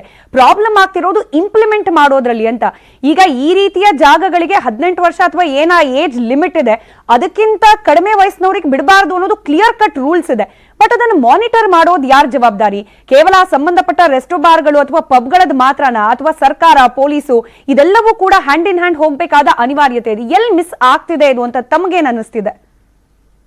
ಸ್ವಲ್ಪ ನನಗೆ ಹೆಚ್ಚಿಗೆ ಮಾತಾಡೋದಿಕ್ಕೆ ತಾವು ಅವಕಾಶ ಕೊಡಬೇಕು, ಯಾಕೆಂದ್ರೆ ಆಳವಾದ ಒಂದು ವಿಷಯಗಳಿದಾವೆ. ಈಗ ಒಂದು ಸ್ಪಷ್ಟಪಡಿಸ್ತೇನೆ, 5ನೇ ಕ್ಲಾಸ್ 6ನೇ ಕ್ಲಾಸ್ ಮಕ್ಕಳಲ್ಲಿ ಈ ಪಾರ್ಟಿಂಗ್ ವ್ಯವಸ್ಥೆ ಶುರು ಆಗಿದೆ. ಅಂದ್ರೆ ಬರ್ತ್ಡೇ ಪಾರ್ಟಿ ಅಥವಾ ಗೆಟ್ ಟುಗೆದರ್ ಅಂತ ಅದು ಸಾಮಾನ್ಯ ಹೋಟ್ಲಿಗೆ ಹೋಗಿ ಅಲ್ಲಿಂದ ಶುರು ಆಗುತ್ತೆ. ಆದ್ರೆ ಇಂಥ ಮಕ್ಕಳಿಗೆ ಸಿಗ್ತಕ್ಕಂತ ವಸ್ತು ಅಕ್ಸೆಸಿಬಿಲಿಟಿ ಬಂದ್ಬಿಟ್ಟು ಸ್ಥಳೀಯ ಅಂಗಡಿಗಳಲ್ಲಿ ಎಗ್ಗಿಲ್ದಂಗೆ ಟೊಬ್ಯಾಕೋ ಸಬ್ಸ್ಟೆನ್ಸ್ಗಳು ಸಿಗ್ತಾ ಇದೆ. ಇದಕ್ಕೆ ಯಾವುದೇ ನಿರ್ಬಂಧನೆ ಇಲ್ಲ. ಅದಕ್ಕೋಸ್ಕರ ನಾವು ಮನವಿ ಮಾಡಿದ್ದೇವೆ, ಇವತ್ತು ಸಿಗರೇಟು ತಂಬಾಕು ಪದಾರ್ಥಗಳನ್ನ ವಿತರಣೆ ಮಾಡ್ತಕ್ಕಂಥವಕ್ಕೂ ಲೈಸೆನ್ಸ್ ಪರ್ಮಿಟಬಲ್ ಬರಬೇಕು ಅನ್ನತಕ್ಕಂಥದ್ದು. ಇಲ್ಲಿ ರೆಗ್ಯುಲೇಷನ್ಸ್ ಇದೆ ಆಲ್ರೆಡಿ. ರೆಗ್ಯುಲೇಷನ್ಸ್ ನೀವ್ ಹೇಳ್ದಾಗೆ ಎಕ್ಸಿಕ್ಯೂಟ್ ಆಗ್ತಾ ಇಲ್ಲ. ಆದ್ರೆ ಎಲ್ಲೋ ಒಂದ್ ಕಡೆ ನಾವು ಯಾವ್ಯಾವ ಸಮಸ್ಯೆಯನ್ನ ಎದುರಿಸ್ತಾ ಇದ್ದೇವೆ ಅಂದ್ರೆ, ನಂಬರ್ 1, ಮಕ್ಕಳು ತುಂಬಾ ಅಪ್ರಾಪ್ತ ವಯಸ್ಸಲ್ಲಿ ಸಿಗರೇಟ್ ಇರ್ಬೋದು, ತಂಬಾಕು ವಸ್ತುಗಳಾಗಿರ್ಬೋದು, ಇದರಿಂದ ಸೇವನೆ ಶುರು ಆಗುತ್ತೆ. ಅದಾದ ನಂತರ ಚಟಕ್ಕೆ ಅಥವಾ ಹವ್ಯಾಸಕ್ಕೆ ಆಲ್ಕೋಹಾಲ್, ಅಂದ್ರೆ ಅದು ಸ್ಪೆಷಲಿ ವಡಕ ಇರ್ಬೋದು, ಜಿನ್ ಇರ್ಬೋದು, ನೀರಿನ ಬಾಟ್ಲುಗಳಲ್ಲಿ ಹಾಕೊಂಡು ಶಾಲೆಗಳಿಗೆ ತಂದು ಪ್ರಯೋಗಗಳನ್ನ ಮಾಡ್ತಕ್ಕಂಥದ್ದು ನೋಡ್ತಾ ಇದ್ದಾರೆ. ಇದನ್ನ ಹೊರತುಪಡಿಸಿ ಇವತ್ತು ಸ್ವಲ್ಪ 9ನೇ ಕ್ಲಾಸು 10ನೇ ಕ್ಲಾಸು 8ನೇ ಕ್ಲಾಸ್ ಅಲ್ಲಿ ವಯಸ್ಸುಗಳನ್ನ ಪರಿಶೀಲನೆ ಮಾಡ್ತಕ್ಕಂತ ಅವರ ದೇಹ ಬೆಳವಣಿಗೆ ಚೆನ್ನಾಗಿರೋದ್ರಿಂದ, ಈ ಪರಿಶೀಲನೆ ಇಲ್ಲದೆ ಇರೋದ್ರಿಂದ ರೆಸ್ಟೋ ಪಬ್ಗಳಲ್ಲಿ, ಹುಕ್ಕಾ ಬಾರ್ಗಳಲ್ಲಿ ಈಸಿಯಾಗಿ ಅಕ್ಸೆಸಿಬಿಲಿಟಿ ಇದೆ. ಇವತ್ತು ಮಾಲ್ಗಳಲ್ಲೇ ಇದಾವೆ ಇವೆಲ್ಲವೂ. ಕಾಲೇಜ್ಗಳಿನ ಸ್ಟೋನ್ ಥ್ರೋ ಅವೆಯಲ್ಲಿ ಇವತ್ತು ಕಲರ್ಫುಲ್ ಆಗಿರ್ತಕ್ಕಂಥ ಮಳಿಗೆಗಳು ಸ್ಥಾಪನೆ ಆಗಿದ್ದಾವೆ. ಇಲ್ಲಿ ಈ ಸಿಗರೇಟ್ ಸಿಗ್ತಾ ಇದೆ, ಆನ್ಲೈನ್ ಪರ್ಚೇಸ್ ಮಾಡ್ತಾ ಇದ್ದಾರೆ. ನಾನು ಹೇಳ್ತಾ ಇರ್ತಕ್ಕಂಥ ಇಷ್ಟು ಅಂಶ ನೀವು ಇಡೀ ರಾಜ್ಯ ಪಾಲಕ ಪೋಷಕರು ಎಲ್ಲೋ ಒಂದ್ ಕಡೆ ಅಸಹಾಯಕತೆ ತೋರ್ಸ್ಕೊಬಾರ್ದು. ಇವತ್ತು ನಾವು ಅಂದ್ಬಿಟ್ರೆ ಮಕ್ಕಳು ಸೂಸೈಡ್ ಮಾಡ ಏನ್ ಧಮ್ಕಿನಾ? ಹೌದು, ನಮ್ಗೆ ಇವತ್ತು 1 ಮಗು 2 ಮಗು ಹಂಗಾದ್ರೆ ಹೇಳ್ಬಿಟ್ಟು ನಮ್ಮ ಮಕ್ಕಳ ಒಂದು ಹಿತದೃಷ್ಟಿಯಿಂದ ಇತರ ಮಕ್ಕಳನ್ನ ನಾವು ಆ ಮಕ್ಕಳ ಹಕ್ಕು ಮಾಡ್ತಾ ಇದ್ದೇವೆ. ನಮ್ಮ ಮಕ್ಕಳು ಹಾಳಾಗೋದಲ್ದೆ ಬೇರೆ ಮಕ್ಕಳಿಗೆ ಪ್ರೇರಣೆ ಕೂಡ ಕಾನೂನು ಅಪರಾಧ ಆಗುತ್ತೆ. ಜೊತೆಗೆ ಇಲ್ಲಿ ಪಾಲಕ ಪೋಷಕರು ಅಸಹಾಯಕರಾಗಿರೋದ್ರಿಂದ ಕಾನೂನು ಏನ್ ಹೇಳಬೇಕು, ಶಿಕ್ಷಣ ಇಲಾಖೆ ಏನ್ ಹೇಳ್ಬೇಕು, ಆರೋಗ್ಯ ಇಲಾಖೆ ಏನ್ ಹೇಳ್ಬೇಕು, ಪೊಲೀಸ್ ಇಲಾಖೆ, ನಿಮ್ಗೆ ಯಾರಿಗೂ ನೈತಿಕ ಜವಾಬ್ದಾರಿ ಇಲ್ವಾ? ನೀವೇನ್ ಕಣ್ಣು ಮುಚ್ಕೊಂಡು ಕೂತಿದ್ದೀರಾ? ನಾವು ಮಾತ್ರನ ಶಾಲೆಯಲ್ಲಿ ಪಾಠ ಹೇಳ್ಕೊಡೋದ್ರ ಜೊತೆಗೆ ಇವೆಲ್ಲವನ್ನ ದಿನನಿತ್ಯ ನೋಡ್ತಾ ಇದ್ದೇವೆ. ದಿನನಿತ್ಯ ಶಾಲೆಗಳು ಲಿಟ್ರಲಿ ನಮ್ದು ಔಟ್ ಪೋಸ್ಟ್ ಪೊಲೀಸ್ ಸ್ಟೇಷನ್ಗಳು ಆಗ್ಬಿಟ್ಟಿದಾವೆ. ಅಪ್ಪ ಅಮ್ಮಂದಿರ್ ಬಂದು ಕಣ್ಣಲ್ಲಿ ನೀರ್ ಹಾಕೊಂಡು ನಿಂತ್ಕೊಂತಾರೆ. ಜೊತೆಗೆ ಬ್ಲೇಮ್ ಗೇಮ್, ನಮ್ಮ ಮಕ್ಳು ಹಂಗಲ್ಲ, ಅವ್ರ ಮಗುವಿಂದ ನಮ್ಮ ಮಗು ಹಾಳಾಯ್ತು, ಅವರಪ್ಪ ಅಮ್ಮ ಇದೇ ವ್ಯಾಖ್ಯ ಮಾತಾಡ್ತಾರೆ. ಇಲ್ಲಿ ಎಲ್ಲೋ ಒಂದ್ ಕಡೆ ನಾವು ಎಲ್ಲಾರು ಜವಾಬ್ದಾರಿ ಆಗ್ತಾ ಇದ್ದೇವೆ, ಮಾಧ್ಯಮವನ್ನು ಸೇರಿಸಿ. ಹಾಗಾಗಿ ನಾವು ಇದ್ರ ಬಗ್ಗೆ ಹೆಚ್ಚು ಜಾಗೃತಿಯನ್ನ ಮೂಡಿಸೋದ್ರ ಜೊತೆಗೆ ಒಂದಷ್ಟು ಭೀತಿ, ಒಂದಷ್ಟು ಫಿಯರ್ ಲಾಫುಲ್ಲಿ ಹಾಕ್ಬೇಕಲ್ಲ. ಕಾನೂನಾತ್ಮಕವಾಗಿ ನಾವು ಸರ್ಕಾರ ಮತ್ತೆ ಪೊಲೀಸ್ ಇಲಾಖೆ ಸ್ವಲ್ಪ ಮಾನದಂಡ. ಇವತ್ತು 3 ಮಕ್ಕಳು ವಾಹನಗಳನ್ನ ಕೊಟ್ಟು ಹೆಮ್ಮೆಗೆ ವಾಹನ ಕೊಡ್ತಾರೆ. 5ನೇ ಕ್ಲಾಸ್ 6ನೇ ಕ್ಲಾಸ್ 8ನೇ ಕ್ಲಾಸ್ ಮಕ್ಕಳು ಟ್ರಿಬಲ್ ರೈಡ್ಗೆ ಹೋಗ್ತಾರೆ. ಎಷ್ಟ್ ಜನ ಬುಕ್ ಮಾಡಿದ್ದೀರಾ ನೀವು? ಎಷ್ಟ್ ಜನಕ್ಕೆ ನೀವು ಸತ್ತಿರ್ತಕ್ಕಂಥ ದೇಹಗಳು ಎಷ್ಟಿದಾವೆ? ಕೈಕಾಲು ಮುರ್ಕೊಂಡಿರುವಂತ ದೇಹಗಳು ಎಷ್ಟಿದಾವೆ? ಯಾವತ್ತಾದ್ರೂ ಸರ್ಕಾರ ಮಕ್ಕಳ ಹಕ್ಕು ಆಯೋಗಕ್ಕೆ ನಾನು 1 ತಿಂಗಳಿಂದ ಸಭೆ ಮಾಡಿ ನಾವು ಎಲ್ಲವನ್ನ ಗಮನ ಸೆಳೆದಿದ್ದೇವೆ. ಇವತ್ತವರೆಗೂ ಅದ್ರ ಬಗ್ಗೆ ಹೆಚ್ಚಿನ ಕ್ರಮ ತೆಗೆದುಕೊಂಡಿಲ್ಲ, ಒಂದು ಪತ್ರ ಬರೆದಿಲ್ಲ ಇಲಾಖೆಗಳಿಗೆ. ಏನ್ರಿ ಇದು? ಯಾವ ಜವಾಬ್ದಾರಿ, ಯಾವ ನೈತಿಕತೆ ಇದೆ ನಮಗೆ? ಈ ಸಮಾಜದಲ್ಲಿ ಮಕ್ಕಳು ಹುಟ್ಟಿಸ್ ಬಿಡೋದೊಂದಲ್ಲ, ಆ ಮಕ್ಕಳನ್ನ ಒಂದಷ್ಟು ಶಿಸ್ತುಬದ್ಧವಾಗಿ ಬೆಳೆಸೋದಕ್ಕೆ ಕಾನೂನು ತರಬೇಕಾಗತ್ತೆ. ಆ ಕಾನೂನು ಸಂಪೂರ್ಣವಾಗಿ ಸ್ವಾತಂತ್ರ್ಯ ಕೊಟ್ಮೇಲೆ ಆಗ್ಲಿ ಬಿಡಿ. ಮಕ್ಕಳು ಇರುವೆ ಗುಡಲ್ಲಿ ಸಕ್ಕರೆ ಹಾಕ್ಬಿಟ್ರೆ ಈ ಇರುವೆ ಯಾಕೆ ಮುಟ್ಬಾರ್ದು? ನಾನು ಇಲ್ಲಿ ಮಕ್ಕಳ ತಪ್ಪು ಅಲ್ವೇ ಅಲ್ಲ, ನಾವ್ ಎಲ್ಲರೂ ತಪ್ಪು ಮಾಡ್ತಾ ಇದ್ದೇವೆ. ಈಗ ನೀವು ಪತ್ರ ಬರೆದ್ರಲ್ಲ ಶಶಿಕುಮಾರ್ ಸರ್, ಅಂದ್ರೆ ನಿಮ್ಮ ಈ ಆರ್ಗನೈಸೇಷನ್ ಇಂದ ಬಂದ ಪತ್ರಕ್ಕೆ ರೆಸ್ಪಾನ್ಸ್ ಅಂತ ಹೇಳಿ ಏನಾದ್ರು ಬಂದಿದ್ಯಾ ಗೃಹ ಇಲಾಖೆಯಿಂದ? ಯಾವ ರೀತಿಯ ರೆಸ್ಪಾನ್ಸ್? ಖಂಡಿತವಾಗ್ಲು ನನ್ನ ಹೊಟ್ಟೆ ನೋವು. ಇದು ಮೊದಲನೇ ಬಾರಿ ಪತ್ರ ಅಲ್ಲ, ಒಂದೊಂದು ಪ್ರಾಣ ಕಳ್ಕೊಂಡವಾಗ್ಲೂ ನಾವು ಪತ್ರ ಬರೆದಿದ್ದೇವೆ. ಪತ್ರ ಬರೆದೇ ನಾವು ಬರೀ ಪ್ರಚಾರಕ? ಇದಕ್ಕೆ ಕ್ರಮ ಇಲ್ವಾ? ಇವ್ರ ಯೋಗ್ಯತೆಗೆ ಯಾವ ಪೊಲೀಸ್ ಅಧಿಕಾರಿಗಳು ಇವತ್ತು ಇಂಥ ಪತ್ರಗಳಿಗೆ ಸ್ಪಂದಿಸಿದ್ದಾರೆ? ಶಾಲಿನಿ ರಜನೀಶ್ ಅವರು ಪ್ರಧಾನ ಕಾರ್ಯದರ್ಶಿ ಶಿಕ್ಷಣ ಇಲಾಖೆಗಾದಾಗ ನಾನು ಒಂದು ಪತ್ರ ಬರೆದಾಗ ಅವರು ಇಮಿಡಿಯೇಟ್ ಆಗಿ ಎಲ್ಲಾ ಇಲಾಖೆಗೂ ಒಂದು ಡಿಒ ಲೆಟರ್ ನ ಕಳಿಸ್ತಾರೆ, ಇದಕ್ಕೆ ಏನಾದ್ರೂ ಕ್ರಮ ತೆಗೆದುಕೊಳ್ಳಿ ಅಂತ. ಎಲ್ಲವೂ ನೀರಲ್ಲಿ ಗುಳ್ಳೆ ತರ ತೇಲಿಸ್ಬಿಡ್ತಾರೆ. ನಿಮ್ಯಾನ್ಸ್ ಇಂದ, ಪೊಲೀಸ್ ಇಲಾಖೆಯಿಂದ ಯಾರಿಂದಲೂ ಕೂಡ ಸ್ಪಂದನೆ ಸಿಗ್ಲಿಲ್ಲ. ಹಂಗಾಗಿ ಎಲ್ಲೋ ಒಂದ್ ಕಡೆ ಕಾನೂನು ರಚನೆ ಟೈಟ್ ಆಗ್ಬೇಕು, ಇದೆ ಇರ್ತಕ್ಕಂಥದ್ದನ್ನ ಟೈಟ್ ಆಗ್ಬೇಕು, ಎಕ್ಸಿಕ್ಯೂಟ್ ಆಗ್ಬೇಕು. ಪಾಲಕ ಪೋಷಕರಿಗೂ ಇಂತ ಒಂದು ಅಪಚಾರಗಳು ಅವ್ರ ಮೊಬೈಲ್ಗಳಲ್ಲಿ ಜೂಜ್ ಆಡ್ತಾ ಇದ್ದಾರೆ. ಇವತ್ತು ಪಾಲಕ ಪೋಷಕರ ಮೊಬೈಲ್ ಅಲ್ಲಿ 18,000, 20,000, 50,000 ಕಳ್ಕೊಂಡಿರ್ತಕ್ಕಂಥ ಮಕ್ಕಳು 6ನೇ ಕ್ಲಾಸ್ 7ನೇ ಕ್ಲಾಸ್ 8ನೇ ಕ್ಲಾಸ್ ಮಕ್ಕಳು ಆನ್ಲೈನ್ ಗೇಮ್ ಜೂಜ್ ಆಡ್ತಾ ಇದ್ದಾರೆ. ಏನ್ ಕಣ್ಮುಚ್ಕೊಂಡು ಕೂತಿದ್ಯಾ ಸರ್ಕಾರಗಳು? ಮಾನ್ಯ ಮುಖ್ಯಮಂತ್ರಿಗಳು ಇದ್ರ ಬಗ್ಗೆ ಎಲ್ಲೋ ಒಂದ್ ಕಡೆ ಗಮನ ಸೆಳೆದಿದ್ದಾರೆ, ಆದ್ರೆ ಅಧಿಕಾರಿಗಳು ಏನ್ ಮಾಡ್ತಾ ಇದ್ದಾರೆ? ನನ್ನ ಪ್ರಶ್ನೆ ರಾಜಕೀಯದ ಹಿತಾಸಕ್ತಿ ಅಲ್ಲ. ಅಧಿಕಾರಿಗಳು, IAS ಅಧಿಕಾರಿಗಳು, ನಿಮ್ಮ ಮಕ್ಕಳಿಲ್ವಾ ಸ್ವಾಮಿ? ನಿಮ್ಮ ಮಕ್ಕಳು ಸಮಾಜದ ಮಕ್ಕಳು ಒಂದೇ ಅಲ್ವಾ? ನಿಮ್ ಮಕ್ಕಳು ಬೇಕಾದ್ರೆ ಪಬ್ ಕಲ್ಚರ್ ಇನ್ನೊಂದು ಕಲ್ಚರ್ಗೋ ನೀವು ತೋರಿಸಬಹುದು, ಆದ್ರೆ ಸಮಾಜದ ಬಡವರ ಮಕ್ಕಳು ಇವತ್ತಿನ ದಿನ ಆಮೇಲೆ ಯಾರಲ್ಲೂ 100 ರೂಪಾಯಿ ದೊಡ್ಡದಲ್ಲ. ಇವತ್ತು ಎಲ್ಲಾರ ಹತ್ರ ದುಡ್ಡಿದೆ. 50 ರೂಪಾಯಿ 100 ರೂಪಾಯಿ ಕೊಟ್ರೆ ಸಬ್ಸ್ಟೆನ್ಸ್ ಸಿಗ್ತಾ ಇದೆ ಸಿಗರೇಟ್ ಅಂಗಡಿಯಲ್ಲಿ, ಚಿಲ್ಲರೆ ಅಂಗಡಿಯಲ್ಲಿ. ಇದ್ರ ಬಗ್ಗೆ ನಾವು ಏನೇನೋ ಯೋಚನೆ ಮಾಡಿ ಸಭೆಗಳು ಮಾಡಿ ಮುಂದೆ ಪ್ರತಿಭಟನೆಗೆ ನಾನು ಮುಂದಾಗ್ತೇನೆ. ಅನಿವಾರ್ಯ ಅನ್ನೋ ಪರಿಸ್ಥಿತಿ, ಅಂದ್ರೆ ಪ್ರತಿಭಟನೆ ಮಾಡೇನೆ ಸರ್ಕಾರವನ್ನ ಎಬ್ಬಿಸ್ಬೇಕು ಅನ್ನೋ ಅನಿವಾರ್ಯ ಪರಿಸ್ಥಿತಿ ಬಂದಿರೋದೇ ದುಸ್ಥಿತಿ ಅಲ್ವಾ ಅಂತ ಹೇಳಿ. ಸಮಯ ಇದೆ, ಆದ್ರೆ ಅತ್ಯಂತ ಗಂಭೀರವಾದ ವಿಚಾರ ಇದು. ಅಂದ್ರೆ ಪುಟ್ಟ ಮಕ್ಕಳು ಶಾಲೆಗೆ ಹೋಗೋದ್ ಬಿಟ್ಟು ಬೇರೆ ಏನೋ ಮಾಡ್ಲಿಕ್ಕೆ ಅವಕಾಶ ನಮ್ಮ ಸಮಾಜದಲ್ಲಿ ಸೃಷ್ಟಿ ಆಗಿದೆ ಅಂತಂದ್ರೆ ಇನ್ನಾದ್ರೂ ಸರ್ಕಾರ ಇಂಥ ಪ್ರಕರಣಗಳ ಬಗ್ಗೆ ಗಂಭೀರವಾಗಿ ಪರಿಗಣಿಸಿ ಸೂಕ್ತ ಕ್ರಮ ಕೈಗೊಳ್ಳೋ ಅನಿವಾರ್ಯ ಪರಿಸ್ಥಿತಿ. ಮೂರ್ಗೂ ಕೂಡ ಧನ್ಯವಾದ. ಆಗ್ಲೇ ಹೇಳ್ತಾ ಇದ್ದ ಹಾಗೆ ಕೇವಲ ದೈಹಿಕ ಆರೋಗ್ಯ ಮಾತ್ರ ಅಲ್ಲ, ಸಾಮಾಜಿಕ ಸ್ವಾಸ್ಥ್ಯ ಹಾಗೆ ಆರೋಗ್ಯದ ಬಗ್ಗೆ ಕೂಡ ಗಮನ ಕೊಡೋದು ಅತ್ಯಂತ ಅವಶ್ಯಕ. ಇದರಲ್ಲಿ ಎಲ್ಲರ ಪಾತ್ರ, ಪೋಷಕರು, ಶಾಲಾ ಕಾಲೇಜುಗಳು ಹಾಗೆ ಪೊಲೀಸ್ ಇಲಾಖೆ, ಸರ್ಕಾರ ಎಲ್ಲರ ಪಾತ್ರ ಕೂಡ ಅತ್ಯಂತ ಮುಖ್ಯ ಆಗಿರೋದ್ರಿಂದ ಈಗ ಆಲ್ರೆಡಿ ಒಂದು ಪತ್ರ ತಲುಪಿದೆ ಗೃಹ ಇಲಾಖೆಗೆ. ಅದನ್ನ ಗಂಭೀರವಾಗಿ ಪರಿಗಣಿಸಿ ತತ್ಕ್ಷಣಕ್ಕೆ ಇರುವ ಕಾನೂನುಗಳನ್ನ ಅತ್ಯಂತ ಬಿಗಿಯಾಗಿ ಹಾಗೆ ಕಠಿಣವಾಗಿ ಅನುಷ್ಠಾನ ಆಗುವತ್ತ ಸರ್ಕಾರ ಕ್ರಮ ಕೈಗೊಳ್ಳಿ ಅಂತ ನಿರೀಕ್ಷಿಸ್ತಾ ಕಾರ್ಯಕ್ರಮ ಮುಗಿಸ್ತಾ ಇದ್ದೀನಿ. ನೋಡ್ತಾ ಇರಿ ನ್ಯೂಸ್ 18, ಜಾಲ ನಮ್ಮದು, ಬಲ ನಿಮ್ಮದು.